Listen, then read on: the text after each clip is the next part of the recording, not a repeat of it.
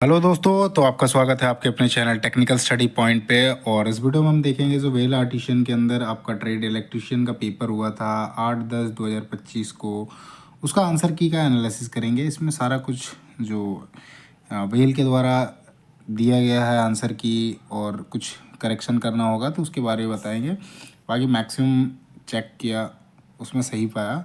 बाकी कुछ भी वैसा डाउट होता है आपको तो डाउट आप कमेंट में लिख देना, है ना। तो सारा आंसर की डिटेल करेंगे। इलेक्ट्रीशियन ट्रेड का है। उसमें पार्टिसिपेट आईडी का देखें तो पार्टिसिपेट आईडी है, पार्टिसिपेट नेम में है, नेम हो गया। टेस्ट सेंटर जो है उसके बाद टेस्ट सेंटर का है ना।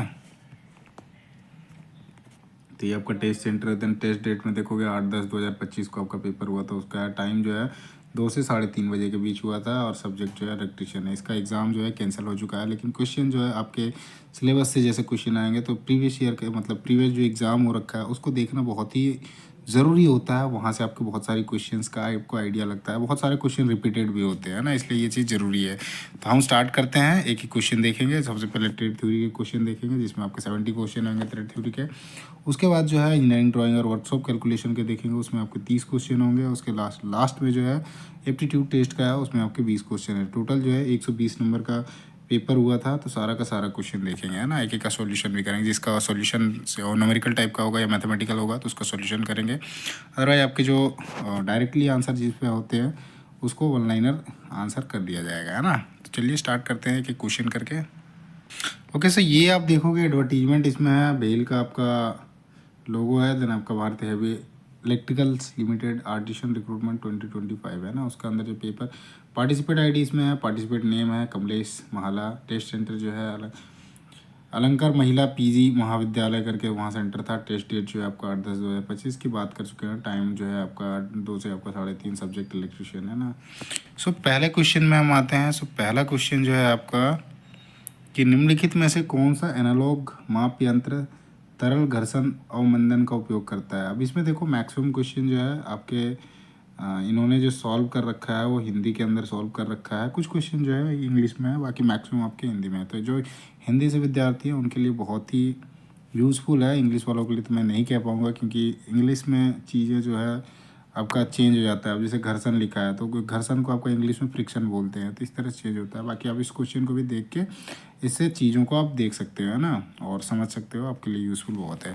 सो पहला क्वेश्चन जो है आपका निम्नलिखित में से कौन सा एनालॉग माप यंत्र तरल घर्षण अवमंदन का उपयोग करता है। तो इसमें पूछा है कि कौन सा जो है आपका एनालॉग माप यंत्र तरल घर्षण अवमंदन का उपयोग करता है। तो आपका स्थिर वैद्युत वोल्ट मीटर जो है ये उपयोग करता है आपका एनालॉग माप यंत्र तरल घर्षण अवमंदन का, है ना। सो आपका पहला जो है आपका राइट आंसर है, इन्होंने दे रखा है सी आंसर दे रखा था, है ना। सो सेकंड क्वेश्चन आते हैं। तो सेकंड क्वेश्चन जो है आपका पूर्णतः चार्ज की गई लेड एसिड बैटरी धनात्मक प्लेट का प्राथमिक सक्रिय पदार्थ क्या होता है।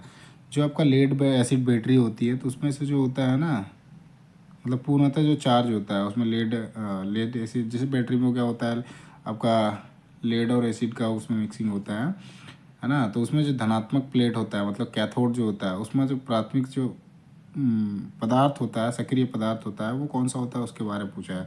तो आपका लेड पर ऑक्साइड होता है ना। तो डी जो आपका राइट आंसर है, इन्होंने भी डी मार रखा है ना। इसमें एक चीज़ और है कि ये जो है आपके द्वारा जो आंसर दिया गया है वो आंसर है, और इधर जो है वेल के द्वारा जो आंसर दिया गया है उन्होंने जो सही माना है उस चीज़ का आंसर ये है ना। ओके, थर्ड क्वेश्चन में आते हैं। तो थर्ड क्वेश्चन जो है आपका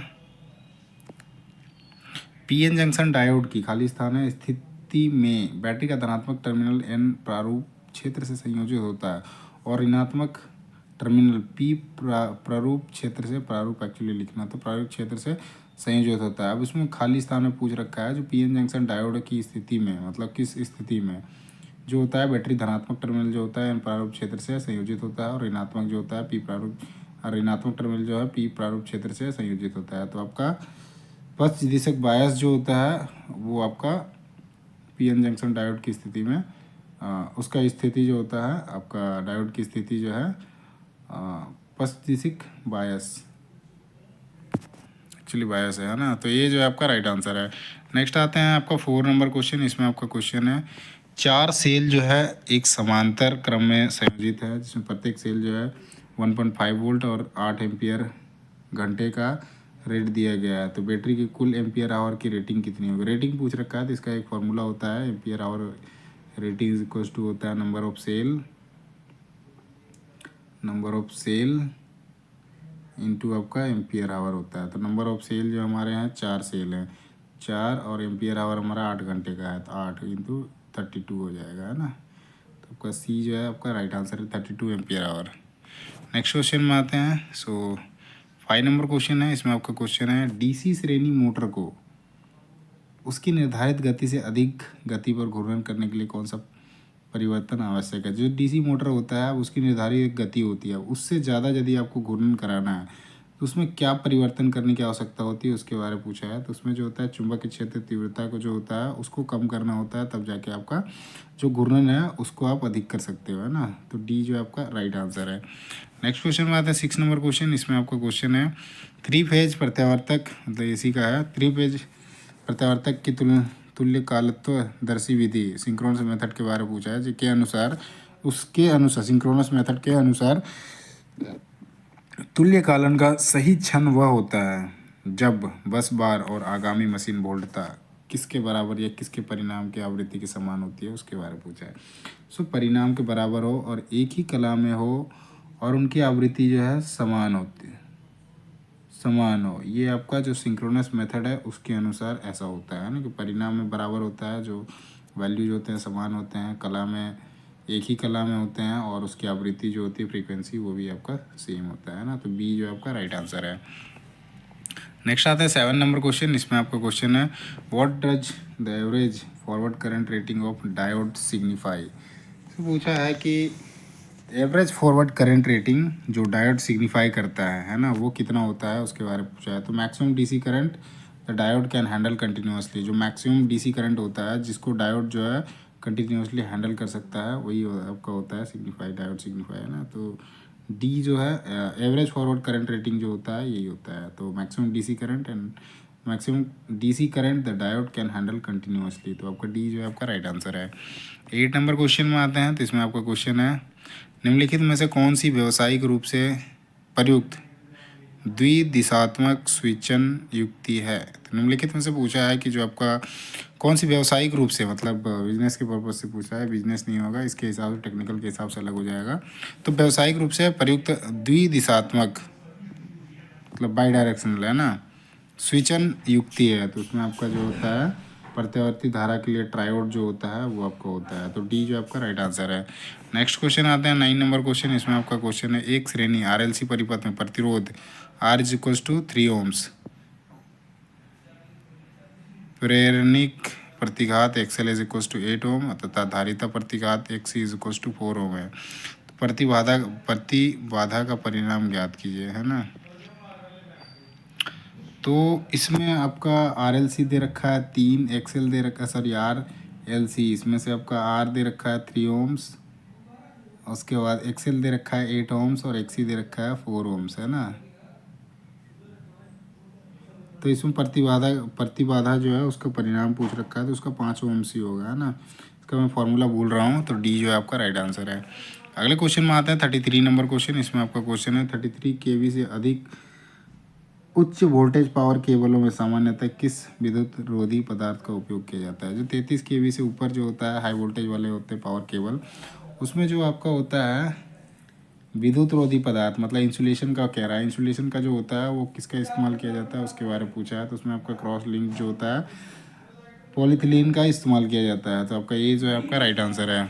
अगले क्वेश्चन में आते हैं 11 नंबर क्वेश्चन। इसमें आपका क्वेश्चन है निम्न भू प्रतिरोध प्राप्त करने के लिए भू इलेक्ट्रोड स्थापित करने हेतु स्थान का चयन करते समय किस कारक पर सबसे पहले विचार किया जाना चाहिए। तो जब भी हम भू प्रतिरोध मतलब इलेक्ट्रिकल रेजिस्टेंस जब लगाते हैं, मतलब अर्थिंग लगाते हैं, तो उस टाइम पे जो भू इलेक्ट्रोड होता है वहाँ पे स्थापित करने के लिए जो चयन मतलब स्थान का चयन करते हैं, तो किस कारक पर सबसे पहले विचार किया जाना चाहिए उसके बारे में पूछ रहा है। तो उसका वहाँ का जिस स्थान पे आप डालोगे ना, वहाँ का जो होता है मिट्टी, उसका रेजिस्टेंस, मिट्टी का जो रेजिस्टेंस होता है, प्रतिरोधकता कितना है, उस चीज़ पर ध्यान देना चाहिए, सबसे पहले विचार करना चाहिए। तो बी जो आपका राइट आंसर है, स्थान पर मृदा प्रतिरोधकता। नेक्स्ट आता है 12 नंबर क्वेश्चन। इसमें आपका क्वेश्चन है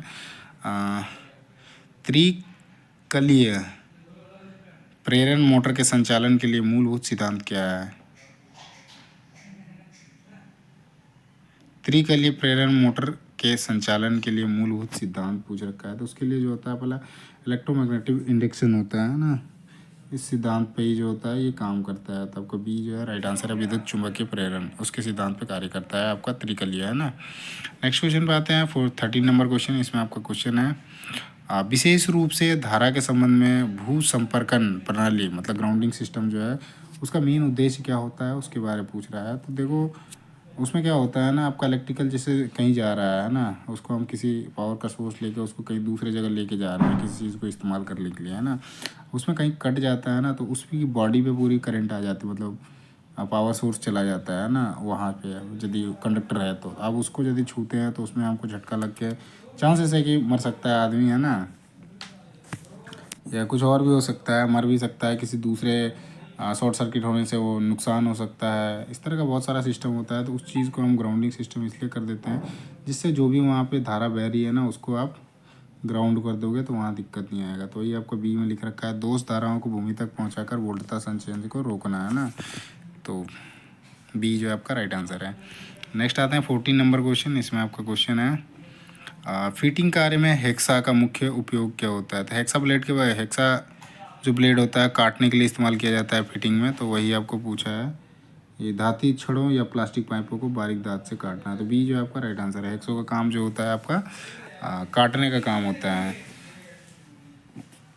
बी जो है आपका राइट आंसर है। नेक्स्ट क्वेश्चन आते हैं 15 नंबर क्वेश्चन। इसमें आपका क्वेश्चन है एक पीएनपी ट्रांजिस्टर को प्रवर्धक के रूप में कुशलतापूर्वक कार्य करने के लिए संग्राहक आधार संधि को खालिस्ताने में होना चाहिए और आधार उत्सर्जक संधि को कहाँ मतलब किस जगह पे होना चाहिए उसके बारे में पूछ रखा है। तो बेसिकली आपका जो पीएनपी ट्रांजिस्टर होता है उसको प्रवर्धक रूप से जो कुशलतापूर्वक कार्य करने के लिए उसका संग्राहक आधार संधि जो होता है उसको आपका पश्चितिक बायस में होना चाहिए और जो आधार उत्सर्जक संधि होता है उसको आपका अग्रदिशक बायस में होना चाहिए, है ना। तो बी जो आपका राइट आंसर है।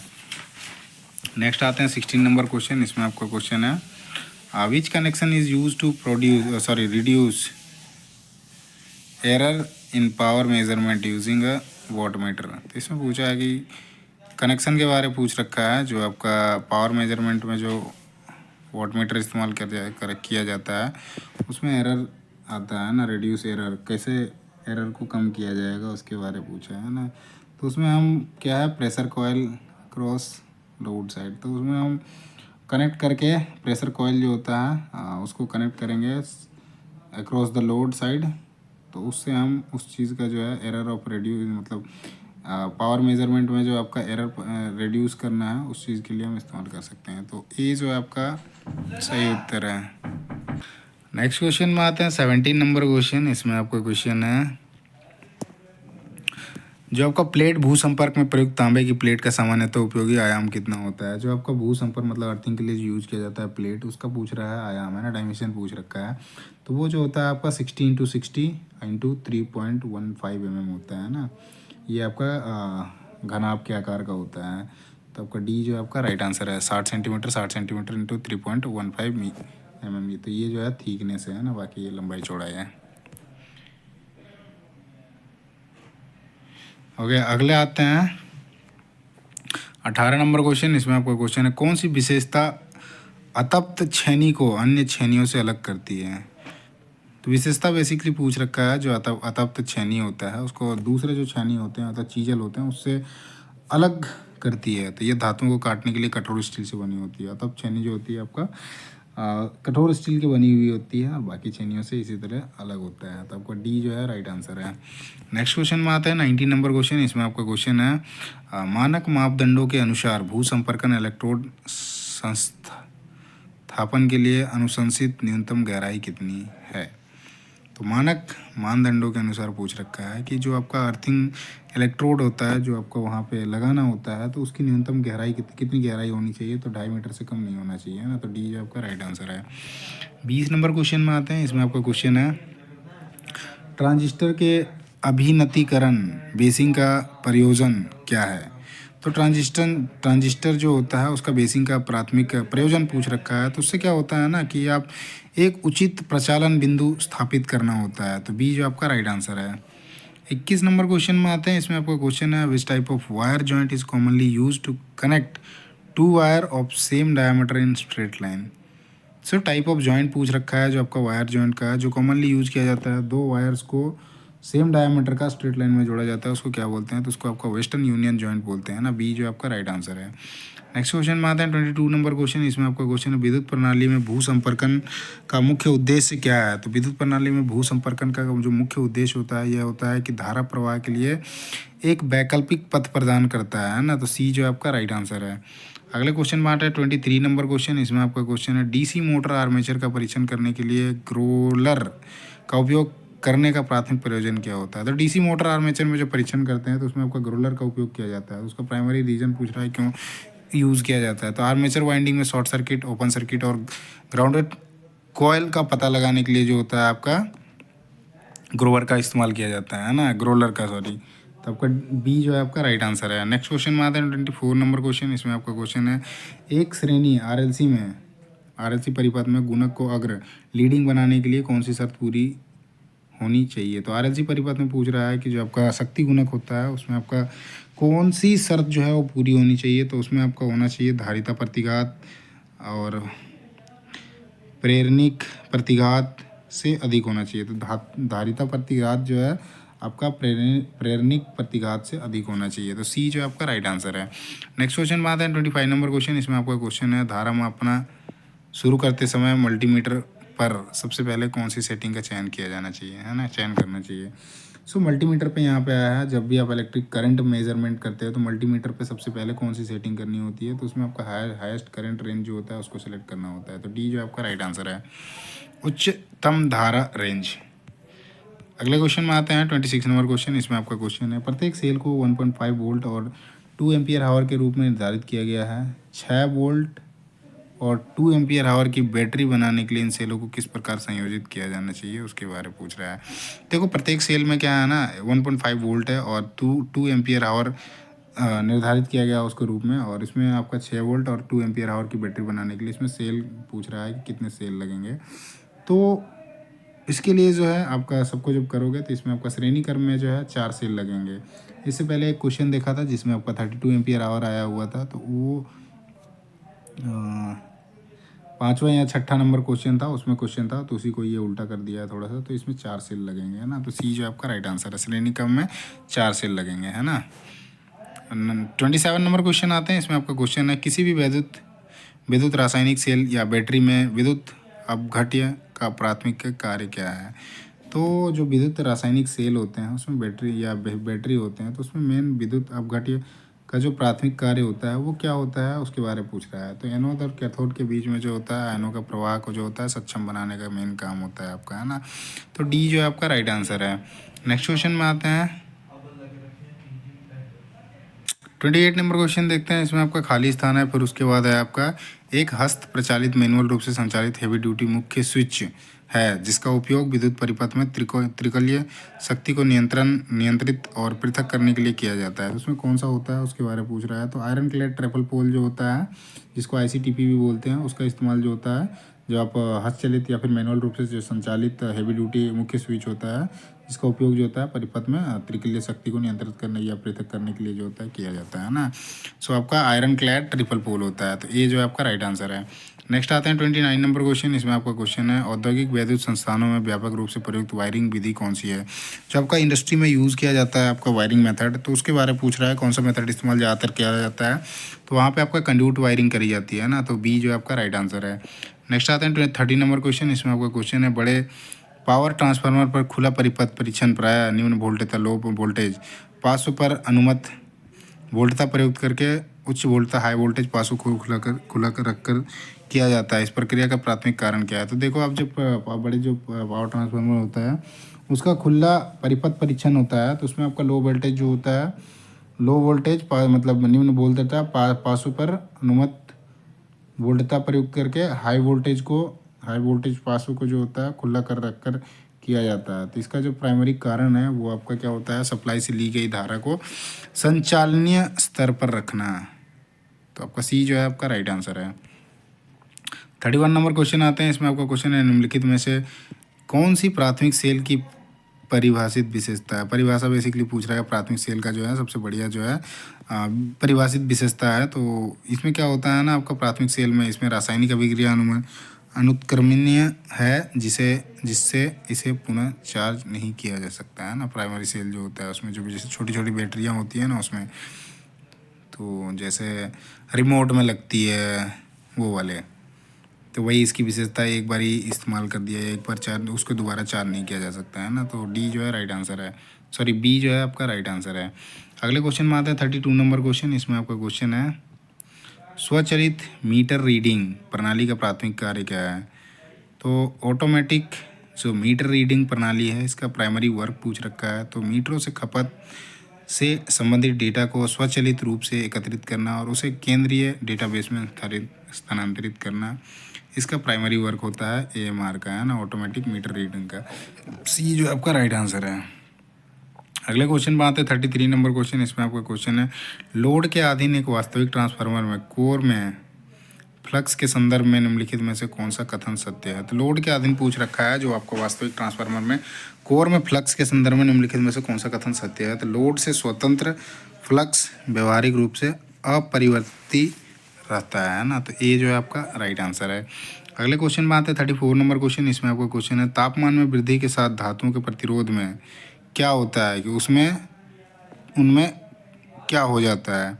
तो तापमान में वृद्धि के साथ धातुओं में क्या होता है, प्रतिरोध जो होता है वो उसका वृद्धि होता है, और साथ ही क्योंकि उनमें जो होता है प्रतिरोध का ताप गुणांक धनात्मक होता है, जिसके कारण जो होता है प्रतिरोध में जो तापमान वृद्धि होने के साथ साथ उसमें प्रतिरोध में वृद्धि होता है। तो बी जो आपका राइट आंसर है। नेक्स्ट क्वेश्चन आते हैं 35 नंबर क्वेश्चन। इसमें आपका क्वेश्चन है पीएनपी ट्रांजिस्टर की बाह्य परतें किस प्रकार के अर्धचालक पदार्थ से बनी होती है। तो पीएनपी ट्रांजिस्टर जो होता है उसकी बाहर की जो परतें होती है कौन से आपका अर्धचालक से बनी हुई होती है, उसके बारे में पूछ रहा है। तो केवल पी प्रारूप पदार्थ से बना हुआ होता है। तो ये जो आपका राइट आंसर है। अगले क्वेश्चन में आते हैं 36 नंबर क्वेश्चन में। तो इसमें आपका क्वेश्चन है डीसी जनरेटर का कौन सा अभिलाक्षणिक वक्र टर्मिनल वोल्टता और लोड धारा के बीच संबंध को दर्शाता है। तो डीसी जनरेटर में पूछ रखा है कि जो आपका अभिलाक्षणिक वक्र है टर्मिनल वोल्टता और लोड धारा के बीच को जो संबंध को दर्शाता है वो कौन सा होता है। तो आपका बाह्य अभिलाक्षणिक होता है ना। तो ये जो आपका राइट आंसर है। अगले क्वेश्चन में आता है 37 नंबर क्वेश्चन। इसमें आपका क्वेश्चन है ट्रांसफार्मर तो शॉर्ट सर्किट परीक्षण क्यों किया जाता है। जो ट्रांसफार्मर होता है उसमें शॉर्ट सर्किट परीक्षण करने का मेन कारण पूछ रहा है कि क्यों किया जाता है। तो उससे क्या होता है ना कि ताम्र हानि और समतुल्य प्रतिबाधा का निर्धारण करने के लिए जो होता है शॉर्ट सर्किट परीक्षण जो होता है ट्रांसफार्मर में किया जाता है। सबका पहला जो है आपका सही उत्तर है। अगले क्वेश्चन में आते हैं 38 नंबर क्वेश्चन। इसमें आपका क्वेश्चन है निम्नलिखित में से किसे सामान्यतः एनालॉग मल्टीमीटर के अंशांकन के दौरान समायोजित किया जाता है। तो इसमें पूछा है कि 4 ऑप्शन दे रखे हैं, इसमें से कौन सा जो है आपका एनालॉग मल्टीमीटर के अंशांकन के लिए अंशांकन के दौरान समायोजित किया जाता है। तो आपका सूचक संरेखन को 0 पर समायोजित करके, तो बी जो है आपका सही उत्तर है। अगले क्वेश्चन में आते हैं 39 नंबर। इसमें आपका क्वेश्चन है निम्नलिखित में से कौन सी मॉड्यूलर पीएलसी की विशेषता है। तो पीएलसी होता है बेसिकली आपका प्रोग्रामेबल लॉजिक कंट्रोल होता है। तो इसमें मॉड्यूलर पीएलसी की विशेषता पूछ रहा है ना। सो पीएलसी जो होता है मॉड्यूलर टाइप का, तो उसमें जो मेन विशेषता होता है या उसमें आपका अतिरिक्त मॉड्यूल के साथ विस्तारित किया जा सकता है ना। सो ये जो आपका राइट आंसर है, यही इसकी विशेषता है। नेक्स्ट आते हैं 40 नंबर क्वेश्चन। इसमें आपका क्वेश्चन है ये आपका दिया हुआ है दी गई आकृति में किस प्रकार के विद्युत स्विच को दर्शाया गया। तो ये आपका स्विच का दिया गया है। तो ये आपका कौन सा स्विच का है उसके बारे में पूछा है। तो आपका इंटरमीडिएट स्विच का है ना। अगर नेक्स्ट क्वेश्चन देखते हैं तो 41 नंबर क्वेश्चन जो है 41 नंबर क्वेश्चन है आपका which is the last step in 5S concept use for improvement in an organisation. तो 5S जो कॉन्सेप्ट है उसमें से लास्ट वाला जो है लास्ट स्टेप 5S का वो कंटिन्यूस इम्प्रूवमेंट का आता है। तो use for improvement in organisation तो किसके लिए होता है। तो आपका जो बाकी 4 चीज़ें आप 4S जो होता है जिसमें आपका सॉर्टिंग होता है, सेट इन ऑर्डर होता है, साइन होता है, देन स्टैंडर्डाइज होता है। तो उस चीज़ का जो मेंटेन रखने का प्रोसीजर होता है उस चीज़ को इस्टेब्लिश करने का काम होता है जो आपका तब जाके आपका कंटिन्यूस इम्प्रूवमेंट आता है ना। तो बी जो है आपका राइट आंसर है। नेक्स्ट आते हैं 42 नंबर क्वेश्चन। इसमें आपका क्वेश्चन है किस प्रकार की वायरिंग अच्छी बाह्यकृति और उच्च स्थायित्व के लिए जानी जाती है। तो इसमें वायरिंग का टाइप पूछा है जो आपका अच्छी बाह्यकृति और अच्छा स्थायित्व मतलब उच्च स्थायित्व के लिए जानी जाती है। तो आपका जो होता है मेटल कंड्यूट वायरिंग वो जाना जाता है ना। तो सी जो है आपका राइट आंसर है। अगले क्वेश्चन में आते हैं 43 नंबर क्वेश्चन। इसमें आपका क्वेश्चन है बैटरी को अधिक चार्ज करने का परिणाम सामान्यतः क्या होता है? तो जब हम बैटरी को बहुत ज़्यादा चार्ज कर देते हैं तो उस केस में क्या होता है उसके बारे में पूछ रहा है। तो बैटरी को जब आप ज़्यादा चार्ज करते हो ज़रूरत से ज़्यादा ना, तो उसकी लाइफ जो है ना, लाइफ साइकिल वो कम हो जाती है, लाइफ जो है वो कम हो जाती है, तो ये आपका बैटरी का जीवन काल में कमी होता है ना। अगले क्वेश्चन में आते हैं 44 नंबर क्वेश्चन। इसमें आपका क्वेश्चन है, सीमित संख्या में इनपुट आउटपुट बिंदुओं वाले लघु स्टैंड अलोन अनुप्रयोगों जैसे कि एकल मशीन का नियंत्रण के लिए किस प्रकार का पीएलसी सबसे सबसे उपयुक्त है? तो यहाँ पे क्वेश्चन जो पूछा है आपका, सीमित संख्या में, जैसे इनपुट और आउटपुट है, आई बाई ओ लिख रखा है, तो इनपुट आउटपुट वाले जो बिंदु होते हैं जिसमें लघु स्टैंड अलोन में होते हैं अनुप्रयोग, स्टैंड अलोन में जो अनुप्रयोग किए जाते हैं, जैसे कि सिंगल मशीन जो होता है, एकल मशीन का जो नियंत्रण होता है, उसमें आपका जो पीएलसी जो यूज़ होता है सबसे ज़्यादा उपयुक्त कौन सा है उसके बारे में पूछ रहा है। तो आपका कॉम्पैक्ट पीएलसी जो होता है सबसे ज़्यादा उपयुक्त होता है उसके लिए, है ना। तो डी जो है आपका राइट आंसर है। नेक्स्ट क्वेश्चन में आते हैं 45 नंबर क्वेश्चन। इसमें आपका क्वेश्चन है, नीचे दिए गए चित्र में दिखाए गए परिपथ में प्रवाहित होने वाला धारा का मान निकालना है। इसमें आपका आई निकालना है ना। इसमें वोल्टेज दिया हुआ है, इसमें आपका रेजिस्टेंस दिया हुआ है ना। तो ये 1 किलो ओम्स लिख रखा है ना, तो इसको हम ओम में सीधा कर देते हैं तो ये आपका 1000 ओम हो जाएगा, है ना। और ये 1.5 वोल्ट है ना। अब फॉर्मूला जो होता है हमारा I is equals to V by R होता है ना।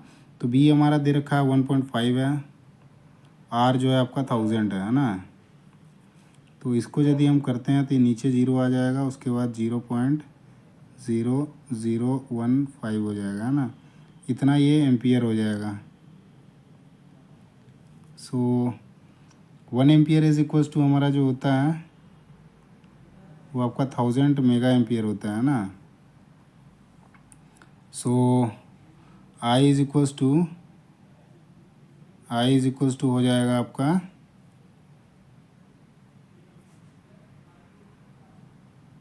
1.5 एम्पियर। इसको मल्टीप्लाई करेंगे 1000 से, है ना। 1000 से मल्टीप्लाई कर देते हैं 0.0015 मल्टीप्लाई 1000, तो ये आपका 1.5 मेगा एम्पियर आ जाएगा, है ना। सी जो आपका राइट आंसर है। आई अगर नेक्स्ट क्वेश्चन में चलते हैं तो 46 नंबर क्वेश्चन है। इसमें आपका क्वेश्चन है, शॉर्ट सर्किट और ओवरलोड की सुरक्षा के लिए नियंत्रण कंट्रोल पैनल में जो निम्नलिखित में से किसका उपयोग किया जाता है? तो देखो, शॉर्ट सर्किट या फिर ओवरलोड होता है ना, तो उस केस में एक स्विच बैठाया जाता है या फिर ब्रेकर बैठाया जाता है जो बेसिकली स्विच की तरह ही काम यूज़ किया जाता है। तो उसका नाम पूछ रखा है जो कंट्रोल पैनल में लगाया जाता है, तो एमसीबी होता है ना। ये आपका मिनिएचर सर्किट बोर्ड होता है ना।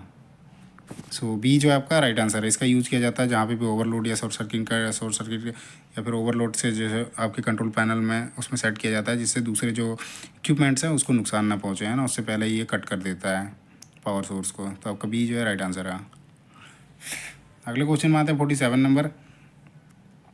इसमें का क्वेश्चन है आपका, कौन सा उपकरण दोष की स्थिति के बाद रीसेट किया जा सकता है? तो इसमें पूछा है कि कोई उपकरण है जो कि आपका उसमें कुछ फॉल्ट आता है, उसके बाद उसको रीसेट किया जा सकता है। तो आपका परिपथ वियोजक जो होता है इसको रीसेट किया जा सकता है। इन्होंने डी रख रखा है फ्यूज़ का, तो फ्यूज़ जो होता है ना वो चेंज किया जाता है, उसको रीसेट नहीं किया जाता है। नेक्स्ट क्वेश्चन में आता है 48 नंबर क्वेश्चन। इसमें आपका क्वेश्चन है, मिनिएचर सर्किट ब्रेकर एमसीबी का प्राथमिक कार्य क्या होता है? तो जो भी आपका यही क्वेश्चन पहले अभी कुछ देर पहले उसका रिपीट है, उसमें पूछ रखा था कि आपका ओवरलोड शॉर्ट सर्किट होता है तो उस केस में बचाने के लिए हम कौन सा उपकरण लगाते हैं। इसमें आपका मिनिएचर सर्किट ब्रेकर का लिख दिया। अब इसका प्राइमरी काम क्या है? तो वही आपका जो शॉर्ट सर्किट या फिर ओवरलोड से शॉर्ट सर्किट, मतलब सर्किट को ओवरलोड होने नहीं, आपका सर्किट जो है ओवरलोड के कारण जो है शॉर्ट सर्किट हो सकता है, तो उस चीज़ को बचाने के लिए वो पावर सोर्स को बंद कर देता है। तो आपका ये जो है राइट आंसर है। सर्किट को ओवरलोड और शॉर्ट सर्किट से बचाने का काम करता है एमसीबी। नेक्स्ट क्वेश्चन में आते हैं 49 नंबर क्वेश्चन। इसमें आपका क्वेश्चन है, भारतीय मानक के अनुसार घरेलू संस्थानों के लिए भूतार का सामान्य आकार कितना होता है? तो इसमें पूछा है घरेलू संस्थानों के लिए जो होता है बीआईएस के अनुसार जो आपका अर्थिंग वायर लगाया जाता है, तो वो वही उसका साइज़ पूछ रखा है कितना होता है। तो चालक जो होता है ना उसी के आकार के बराबर होता है। तो सी जो आपका राइट आंसर है। नेक्स्ट क्वेश्चन में आते हैं 50 नंबर क्वेश्चन। इसमें आपका क्वेश्चन है, निम्नलिखित में से कौन सा किसी संगठन में 5S का संकल्पना का उपयोग करने का एक लाभ नहीं है, बेसिकली हानि पूछ रहा है ना। तो 5S जो होता है ना, व्यक्तियों का अधिक अनुशासित होना, ये सही है। कम उपस्थिति, ये चीज़ तो नहीं है ना। लाभ नहीं है, मतलब ये हानि पूछ रहा है, तो ये आपका सी जो दिया हुआ है, कार्यस्थल पर कार्य करना अधिक कठिन हो जाना, ये गलत चीज़ है। क्योंकि क्या होता है ना कि आप 5S जैसे जैसे करोगे ना तो हर चीज़ें जो है ना तरीके से होती है, तो उसमें से इसमें नहीं पूछा, लाभ नहीं है, तो सी जो है आपका यही आपका सही उत्तर हो जाएगा। ये किसी प्रकार का लाभ नहीं है 5S का, है ना। 51 नंबर क्वेश्चन में आते हैं। इसमें आपका क्वेश्चन है सिंगल फेज एसी परिपथ द्वारा सप्लाई की जाने वाली प्रतिघाती शक्ति कितनी होगी, जिसके लिए अच्छा कितना है, जिसके लिए भी दे रखा है आपका, वी का वैल्यू है, आई का वैल्यू है, तो यहाँ पे प्रतिघाती शक्ति पूछ रखा है कितना होगा, है ना। तो हम निकालते हैं, इसका फॉर्मूला लिखते हैं पहले। Q इज इक्वल्स टू होता है V RMS होता है ना, उसके बाद I RMS होता है, और आपका साइन 5 होता है ना। तो V का वैल्यू दिया हुआ है, I का वैल्यू दिया हुआ है, इन दोनों को यदि निकालते हैं हम 30 डिग्री करके, तो साइन का 30 डिग्री हो जाएगा, है ना। सॉरी, इसको यदि हम करते हैं, फॉर्मूला तो ये होगा, है ना। फॉर्मूले में हम पुट करते हैं, वैल्यू भी का हो जाएगा 10, और इसका आई का हो गया ये,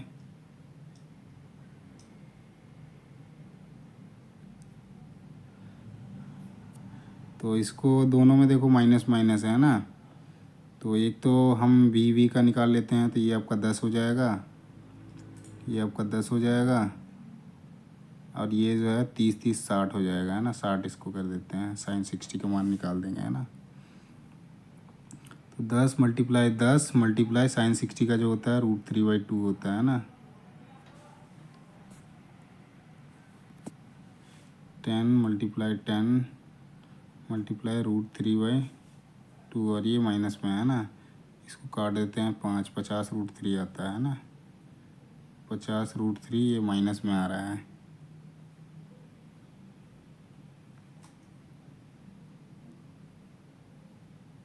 √3 को हम मल्टीप्लाई कर देते हैं, 150 गुना 1.33 होता है इसका वैल्यू √3 का।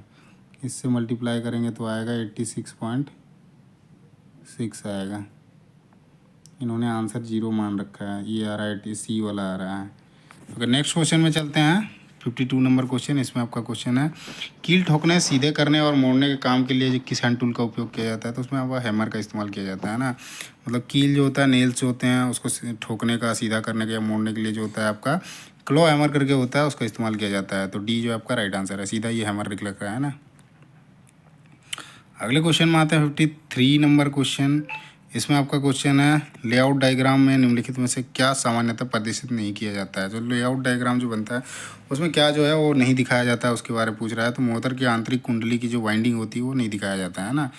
नेक्स्ट क्वेश्चन में आते हैं 54 नंबर क्वेश्चन। इसमें आपका क्वेश्चन है चल लौह उपकरण का उपयोग एसी और डीसी दोनों के लिए क्यों किया जाता है। तो चल लौह जो होता है ना, उसका एसी और डीसी में दोनों, मतलब दोनों के लिए जो उपयोग किया जाता है, उसका मुख्य क्यों किया जाता है, उसके पीछे कारण पूछ रहा है। तो इसका प्रचालन धारा जो होता है प्रबलता पर आधारित होने के कारण जो होता है चल लौह जो होता है उसका उपयोग किया जाता है एसी और डीसी दोनों में, है ना। तो डी जो आपका राइट आंसर है। नेक्स्ट क्वेश्चन में आते हैं 55 नंबर क्वेश्चन। इसमें आपका क्वेश्चन है आई नियमों के अनुसार सीलिंग फैन के निचले भाग और फर्श के बीच की न्यूनतम दूरी कितनी होती है। तो देखो आपका ये आई है, एक नियम बनाती है, उसमें जो सीलिंग फ़ैन होता है, वो सीलिंग फ़ैन बेसिकली छत में लगता है ना ऊपर की ओर, तो उसके निचले भाग में, निचले भाग से लेकर जो हमारा ज़मीन होता है उसके बीच की न्यूनतम दूरी कितनी होनी चाहिए। तो वो आपका 2.5 मीटर से कम नहीं होना चाहिए, है ना। तो 2.5 मीटर होता है। तो बी जो है स्टैंडर्ड जो है उसका 2.4 मीटर है ना। सो बी राइट आंसर है। नेक्स्ट क्वेश्चन में आते हैं 56 नंबर क्वेश्चन। इसमें आपका क्वेश्चन है 3 एमीटर लगाया हुआ है XYZ, 2 एक समान लाइट पॉइंट है, एक बैटरी के सिरों पर समायोजित है। यहाँ पे समायोजित जैसा कि चित्र में दर्शाया गया है। एमीटर पाठ्यांक के संबंध में निम्नलिखित में से कौन सा विकल्प सही है, इसके बारे में पूछ रहा है। तो देखो एमीटर वाई का पाठ्यांक जो होगा, वाई का मतलब बीच वाले का बराबर हो जाएगा जेड का, क्योंकि इसमें बैटरी लगा रखा है, तो यही दोनों से रिलेट कर रहा है। तो ये जो है राइट आंसर होगा। जो आपका वाई का पाठ्यांक है, एमीटर वाई का पाठ्यांक, वो आपका जेड से बराबर होगा, है ना, कि ये पैरेलल में लगे हुए हैं। तो ये जो है आपका राइट आंसर है। नेक्स्ट क्वेश्चन आता है 57 नंबर क्वेश्चन। इसमें आपका क्वेश्चन है, यदि किसी स्थिर प्रतिरोधक में प्रयुक्त की गई वोल्टता को दोगुना कर दिया जाता है तो खपत की गई शक्ति पर क्या प्रभाव पड़ेगा। तो इसमें पूछा है कि यदि स्थिर प्रतिरोधक जो रेजिस्टेंस होता है उसमें जो दिया गया वोल्टेज है उसको डबल कर दिया जाता है तो खपत की गई शक्ति का प्रभाव क्या पड़ेगा, उसके बारे में पूछा है। तो उस टाइम वो 4 टाइम हो जाता है ना, 2 गुना यदि आप देते हो ना तो उस केस में वो 4 गुना हो जाती है। तो सी जो आपका राइट आंसर है। अगले आते हैं 58 नंबर क्वेश्चन। इसमें आपका क्वेश्चन है, इंस्टॉलेशन के बाद जो होता है समय समय पर भू प्रतिरोध परीक्षण करने का उद्देश्य क्या होता है। तो किसी चीज़ को आप इंस्टॉल कर देते हो, अर्थिंग जैसे हमने इंस्टॉल कर दिया, अब उसके बाद उसको टाइम टू टाइम जो है ना चेक करते रहते हैं, तो उसका मेन उद्देश्य क्या होता है उसके बारे में पूछ रहा है। तो उसका मेन जो उद्देश्य होता है ना कि हमने जो अर्थिंग लगा रखा है, इंस्टॉल कर रखा है, क्या वो सही तरीके से मतलब प्रभावी बनी, मतलब काम कर रहा है नहीं कर रहा है, उसके बीच में रेजिस्टेंस तो बढ़ नहीं गया, नहीं तो ग्राउंड कैसे करेगा बॉडी का जो चार्ज किसी चीज़ में जा रहा है बॉडी में। तो वही चीज़ को सुनिश्चित करना कि भू संपर्कन प्रणाली समय के साथ प्रभावी बनी रहे, है ना, इसलिए उसको चेक करते रहते हैं। यदि कुछ खराबी होती है तो जैसे कोयला डाला जाता है, नमक डाला जाता है ना, उन चीज़ों को फिर हो सकता है कि जो कंडक्टर है उसको उसमें जंग लग गया हो जिसके कारण वैसा कुछ हो गया हो, है ना, तो वो चीज़ें चेंज करी जाती है उस केस में। हो सकता है कि जहाँ पे कोयला और नमक डाला गया है और कॉपर की जो वो प्लेट डाली जाती है उसको फिर उस पर मेंटेनेंस करते हैं या फिर चेंज कर देते हैं उसको, क्योंकि उस पर तो कॉपर वाली मेंटेनेंस तो होगी नहीं, वो तो सही है ना, लेकिन वहाँ जो नमक और कोयला डालते हैं उसको फिर एक टाइम पीरियड होता है किसी भी चीज़ का, उसके बाद वो ख़राब हो जाती है ना, तो इसलिए वो चेंज कर सकते हैं। अब बेसिकली चेक करते हैं कि प्रभावी है या ना है, उस चीज़ को क्लियर करने के लिए उसको चेक करते रहते हैं। ओके, नेक्स्ट क्वेश्चन आते हैं 59 नंबर क्वेश्चन। इसमें आपका क्वेश्चन है, यदि किसी व्यक्ति के हाथ पर कट लगाने से बहुत अधिक रक्तस्राव हो रहा है, ब्लीडिंग हो रहा है, तो सबसे महत्वपूर्ण तत्काल क्रिया क्या होनी चाहिए। तो देखो किसी व्यक्ति का हाथ यदि कट जाता है तो वहाँ पे ना ब्लीडिंग होती है, तो उस केस में आप तत्काल जो एक क्रिया करोगे वो कौन सा होगा। तो जहाँ पे आपका कटा हुआ भाग होगा ना उसको स्वच्छ कपड़े से पूरी तरह से वहाँ पे दबाव डालोगे, है ना, जिससे ब्लीडिंग जो है वो रुक जाएगा। तो ये आपका बी में लिख रखा है, एक स्वच्छ कपड़े से घाव पर पृथक दबाव डालें। तो बी जो है आपका राइट आंसर है। नेक्स्ट क्वेश्चन में आते हैं 60 नंबर क्वेश्चन। इसमें आपका क्वेश्चन है, which of the following correctly describe the transistor region with respect to doping. तो इसमें सही पूछ रहा है कि कौन सा जो है ट्रांजिस्टर रीजन को जो डोपिंग के रेस्पेक्ट में सही है उसके बारे में पूछ रहा है। तो इमीटर ये तो डी लिख रखा है आपका, emitter heavily doped based lightly doped and collector जो होता है मॉडरेट डॉप्ड होता है ना। इमीटर जो होता है हैवी डॉप्ड होता है, बेस जो होता है आपका लाइटली डॉप्ड होता है और कलेक्टर जो होता है वो मॉडरेट होता है। तो डी जो है आपका राइट सही लिख रखा है ना, बाकी में थोड़ा अलग अलग करके लिख रखा है। ओके, नेक्स्ट क्वेश्चन में आते हैं 61 नंबर क्वेश्चन। इसमें आपका क्वेश्चन है, किसी समांतर परिपथ में 5 प्रतिरोध को 10 प्रतिरोध के साथ समांतर क्रम में 20 वोल्ट तक स्रोत के साथ जोड़ा गया, अब 10 प्रतिरोध से होकर प्रवाहित होने वाली धारा का मान क्या होगा। तो इसमें सिंपल है, 20 वोल्ट को आपका 10 से डिवाइड कर दो 10 रेजिस्टेंस से, है ना, आई इज इक्वल्स टू निकालना है, यहाँ पे 2 एम्पियर हो जाएगा। पहला जो है आपका सही उत्तर है। नेक्स्ट क्वेश्चन में आते हैं तो 62 नंबर क्वेश्चन है। इसमें क्वेश्चन है आपका, एक मूल एसी जनरेटर में ईएमएफ के ज्वावक्रीय परिवर्तन का क्या कारण होता है। तो इसमें पूछा है कि एक जो एसी जनरेटर होता है उसमें उसके ईएमएफ जो है इलेक्ट्रोमोटिव फोर्स होता है, इलेक्ट्रोमैग्नेटिक फोर्स होता है, उसके ज्वावक्रीय परिवर्तन का क्या कारण होता है उसके बारे में पूछा है। तो उसमें आपका एक समान चुंबकीय क्षेत्र में जो घूर्णी कुंडली होता है उसके कारण आपका ज्यावक्रीय जो होता है परिवर्तन होता है। तो बी जो है आपका राइट आंसर है। अगले क्वेश्चन में आते हैं 63 नंबर क्वेश्चन। इसमें आपका क्वेश्चन है, निम्नलिखित में से किससे प्रत्यावर्तक में प्रेरित ईएमएफ की वृद्धि होगी।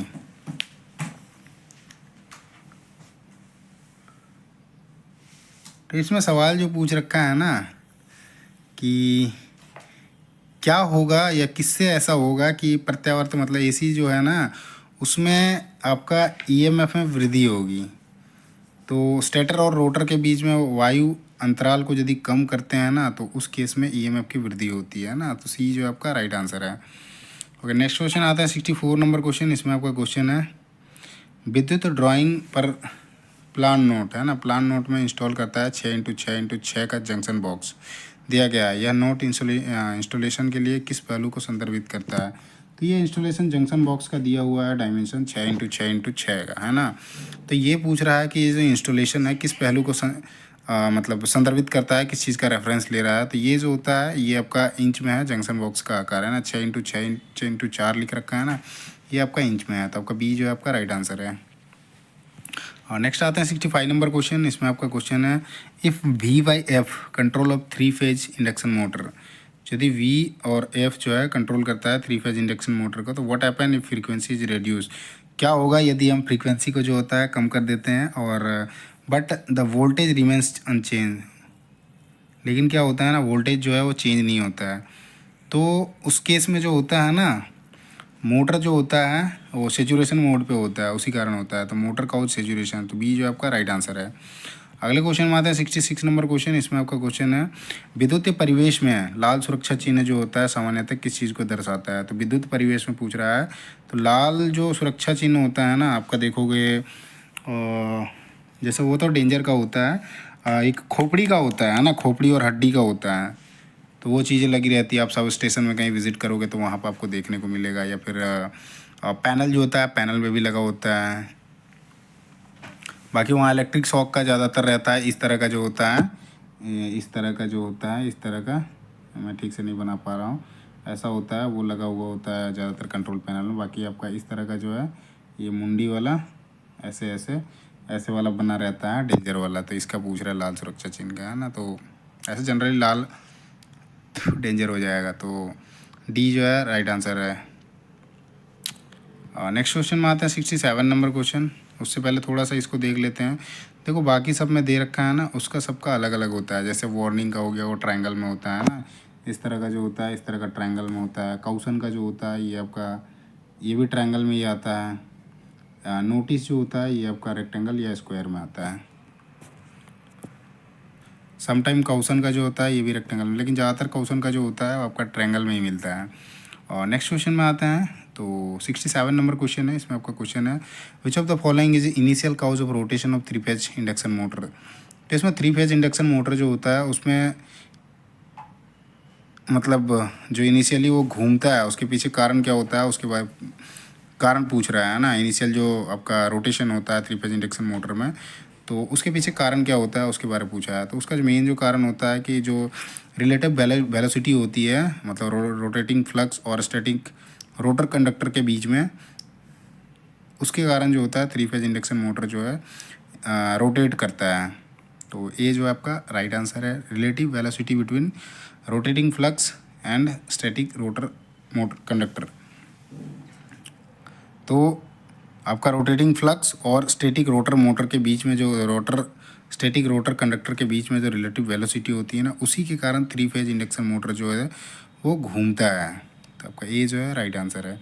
अगले क्वेश्चन में आते हैं 68 नंबर क्वेश्चन। इसमें आपका क्वेश्चन है कि 3 फेज शक्ति मापन की 2 वाट मीटर विधि में यदि 2 वाट मीटर के पाठ्यांक बराबर है तो लेड का शक्ति का गुणांक क्या होगा। जब भी हम 3 फेज शक्ति मापन करते हैं तो उस टाइम पे जैसे 2 वाट मीटर विधि में एक मेथड है जिसमें आपका 2 वाट मीटर मेथड होता है। तो इसमें 2 वाट मीटर के पाठ्यांक बराबर हैं, दोनों बराबर हैं, तो लोड का शक्ति का कितना होगा, तो एक एक होगा है ना, समान होगा। तो ये जो है आपका राइट आंसर है। नेक्स्ट क्वेश्चन में आते हैं 69 नंबर क्वेश्चन। और इसमें आपका क्वेश्चन है लेड अम्ल बैटरियों में मल्टीप्लेट कंस्ट्रक्शन का उपयोग किया जाता है। तो लेड एसिड बैटरी जो होता है उसमें मल्टीप्लेट कंस्ट्रक्शन होता है ना, कंस्ट्रक्शन होता है। तो उसका मल्टीप्लेट कंस्ट्रक्शन का उपयोग किया जाता है। क्यों किया जाता है उसके पीछे कारण पूछ रहा है ना, क्यों किया जाता है। तो उसमें क्या होता है ना, सरफेस एरिया जो होता है वृद्धि करके जो करंट में जो होता है वो वृद्धि करने के लिए जो होता है आपका मल्टीप्लेट कंस्ट्रक्शन का उपयोग किया जाता है। तो वही आपका लिख रखा है कि पृष्ठ क्षेत्रफल में वृद्धि करके धारिता में वृद्धि करने के लिए मल्टीप्लेट कंस्ट्रक्शन का उपयोग किया जाता है लेड एसिड बैटरियों में। तो ये जो है आपका राइट आंसर है। नेक्स्ट आते हैं 70 नंबर क्वेश्चन, और ये लास्ट क्वेश्चन है आपका थ्योरी पोर्शन का। तो 70 नंबर क्वेश्चन है, किसी वर्गाकार तरंग रूप के लिए आरएमएस वोल्टेज और औसत वोल्टेज के बीच क्या संबंध है। तो कोई भी आपका जो है स्क्वायर वेव रूप है, मतलब वेव टाइप का है, तो उसमें जो होता है आरएमएस वोल्टेज और औसत वोल्टेज के बीच में जो रिलेशन है उसके बारे में पूछ रहा है। तो आरएमएस वोल्टेज जो होता है हमेशा इक्वल होता है जो एवरेज वोल्टेज होता है उसका, है ना। तो एज में दिख रखा है आपका आरएमएस वोल्टेज बराबर औसत वोल्टेज। तो आपका पहला जो है यही आपका सही उत्तर है। अगले क्वेश्चन में आते हैं। तो यहाँ से क्वेश्चन जो है आपका इंजीनियरिंग ड्राइंग और वर्कशॉप कैलकुलेशन के क्वेश्चन स्टार्ट होंगे। तो पहला क्वेश्चन इसमें लिख रखा है आपका विद्युत संस्थापन में लेआउट आरेख, लेआउट डायग्राम का प्राथमिक उद्देश्य क्या होता है। तो जहाँ पे इलेक्ट्रिकल डायग्राम्स होते हैं ना, अब जैसे इलेक्ट्रिकल कोई भी चीज़ इंस्टॉलेशन होगा, है ना, तो उसमें लेआउट डायग्राम बनाया जाता है। तो उसका मेन उद्देश्य क्या होता है उसके बारे में पूछ रहा है ना। तो उसका जो मेन होता है क्या है ना कि आप वो उसका पोजीशन को डिसाइड करते हो कि कहाँ पे, या फिर वो जो होता है हमें पोजीशन का वो एग्जैक्ट जानकारी देता है कि कहाँ पे वो भौतिक रूप से वो कहाँ पे उपस्थित है ना। तो वही चीज़ है पहला में दे रखा है। वायरिंग और उपसाधन के भौतिक स्थान को इंगित करता है। तो फिजिकली वो कहाँ पे अवेलेबल रहेगा उन चीज़ों का लेआउट डायग्राम में मिल जाता है ना। सो आपका पहला जो है आपका सही उत्तर है।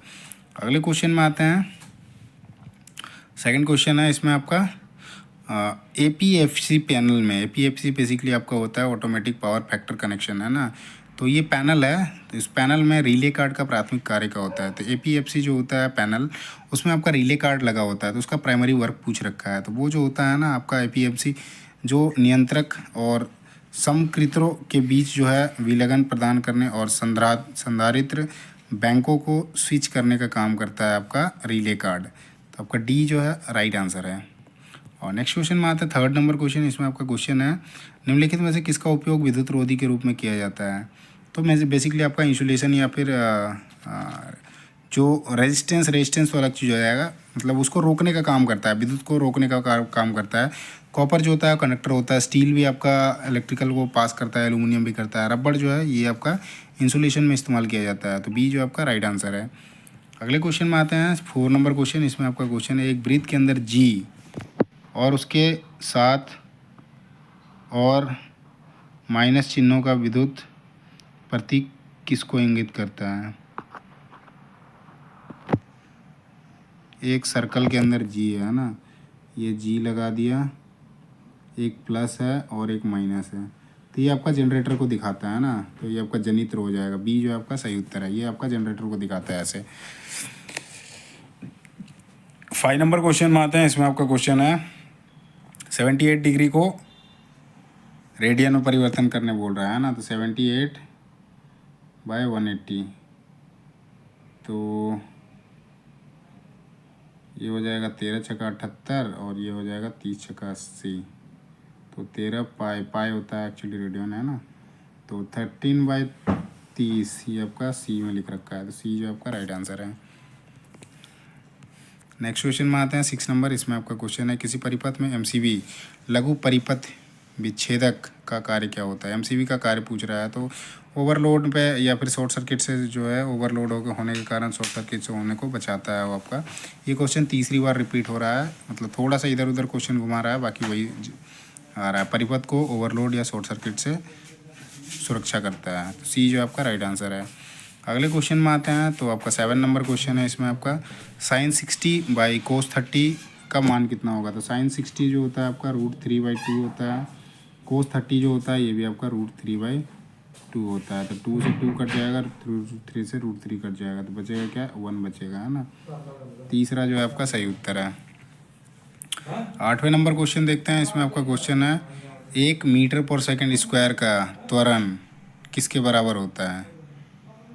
अब ये फिट में पूछ रखा है ना, फीट पर सेकंड स्क्वायर में पूछ रखा है। तो 1 मीटर जो होता है आपका 3.281 फीट होता है ना।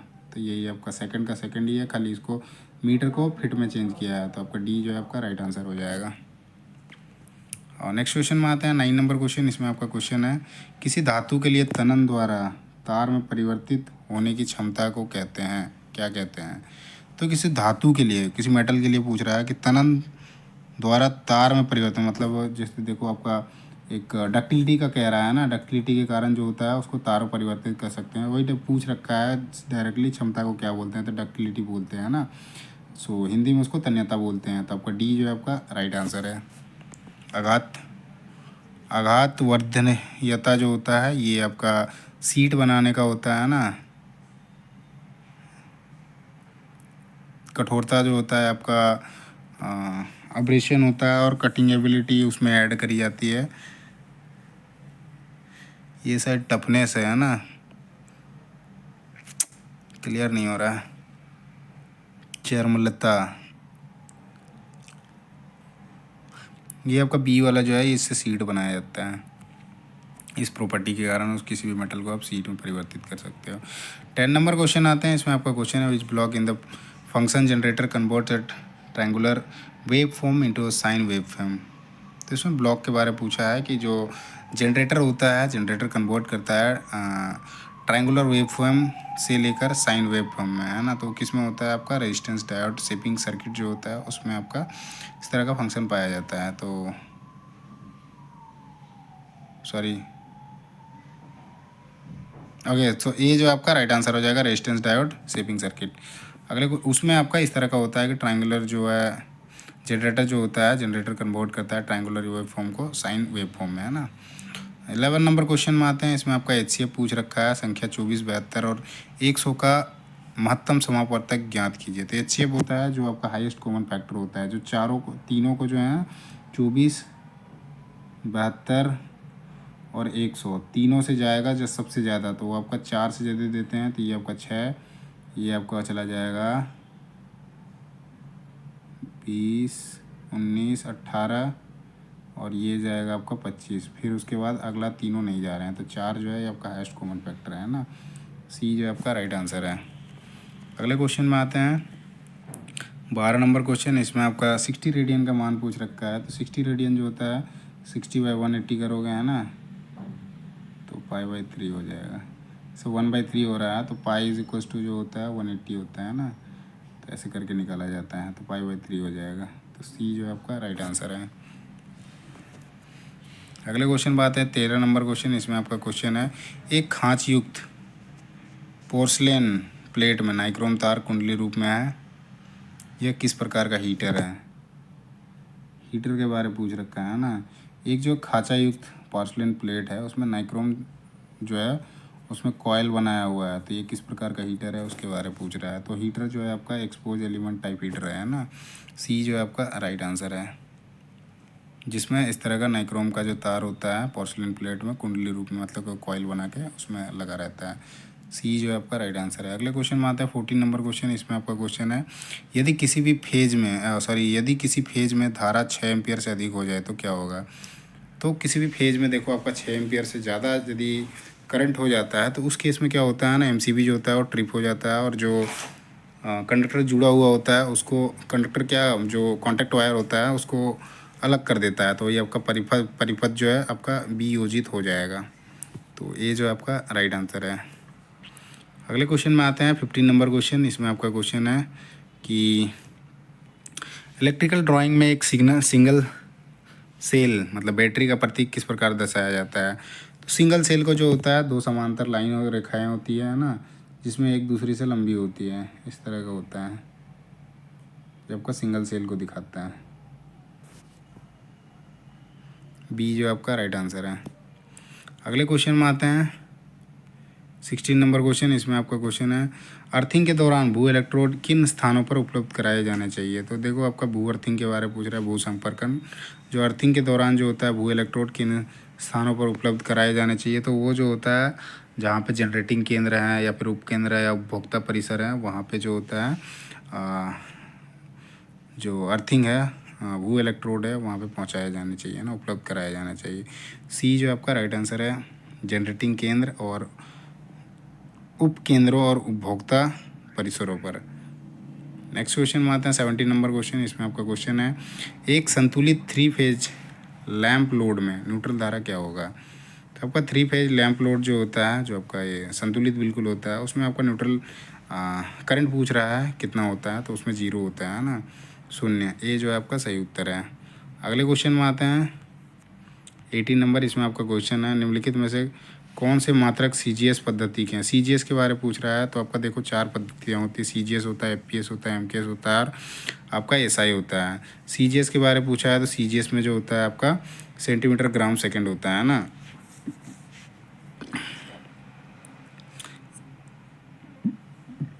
सेंटीमीटर ग्राम सेकंड, डी जो है राइट आंसर है।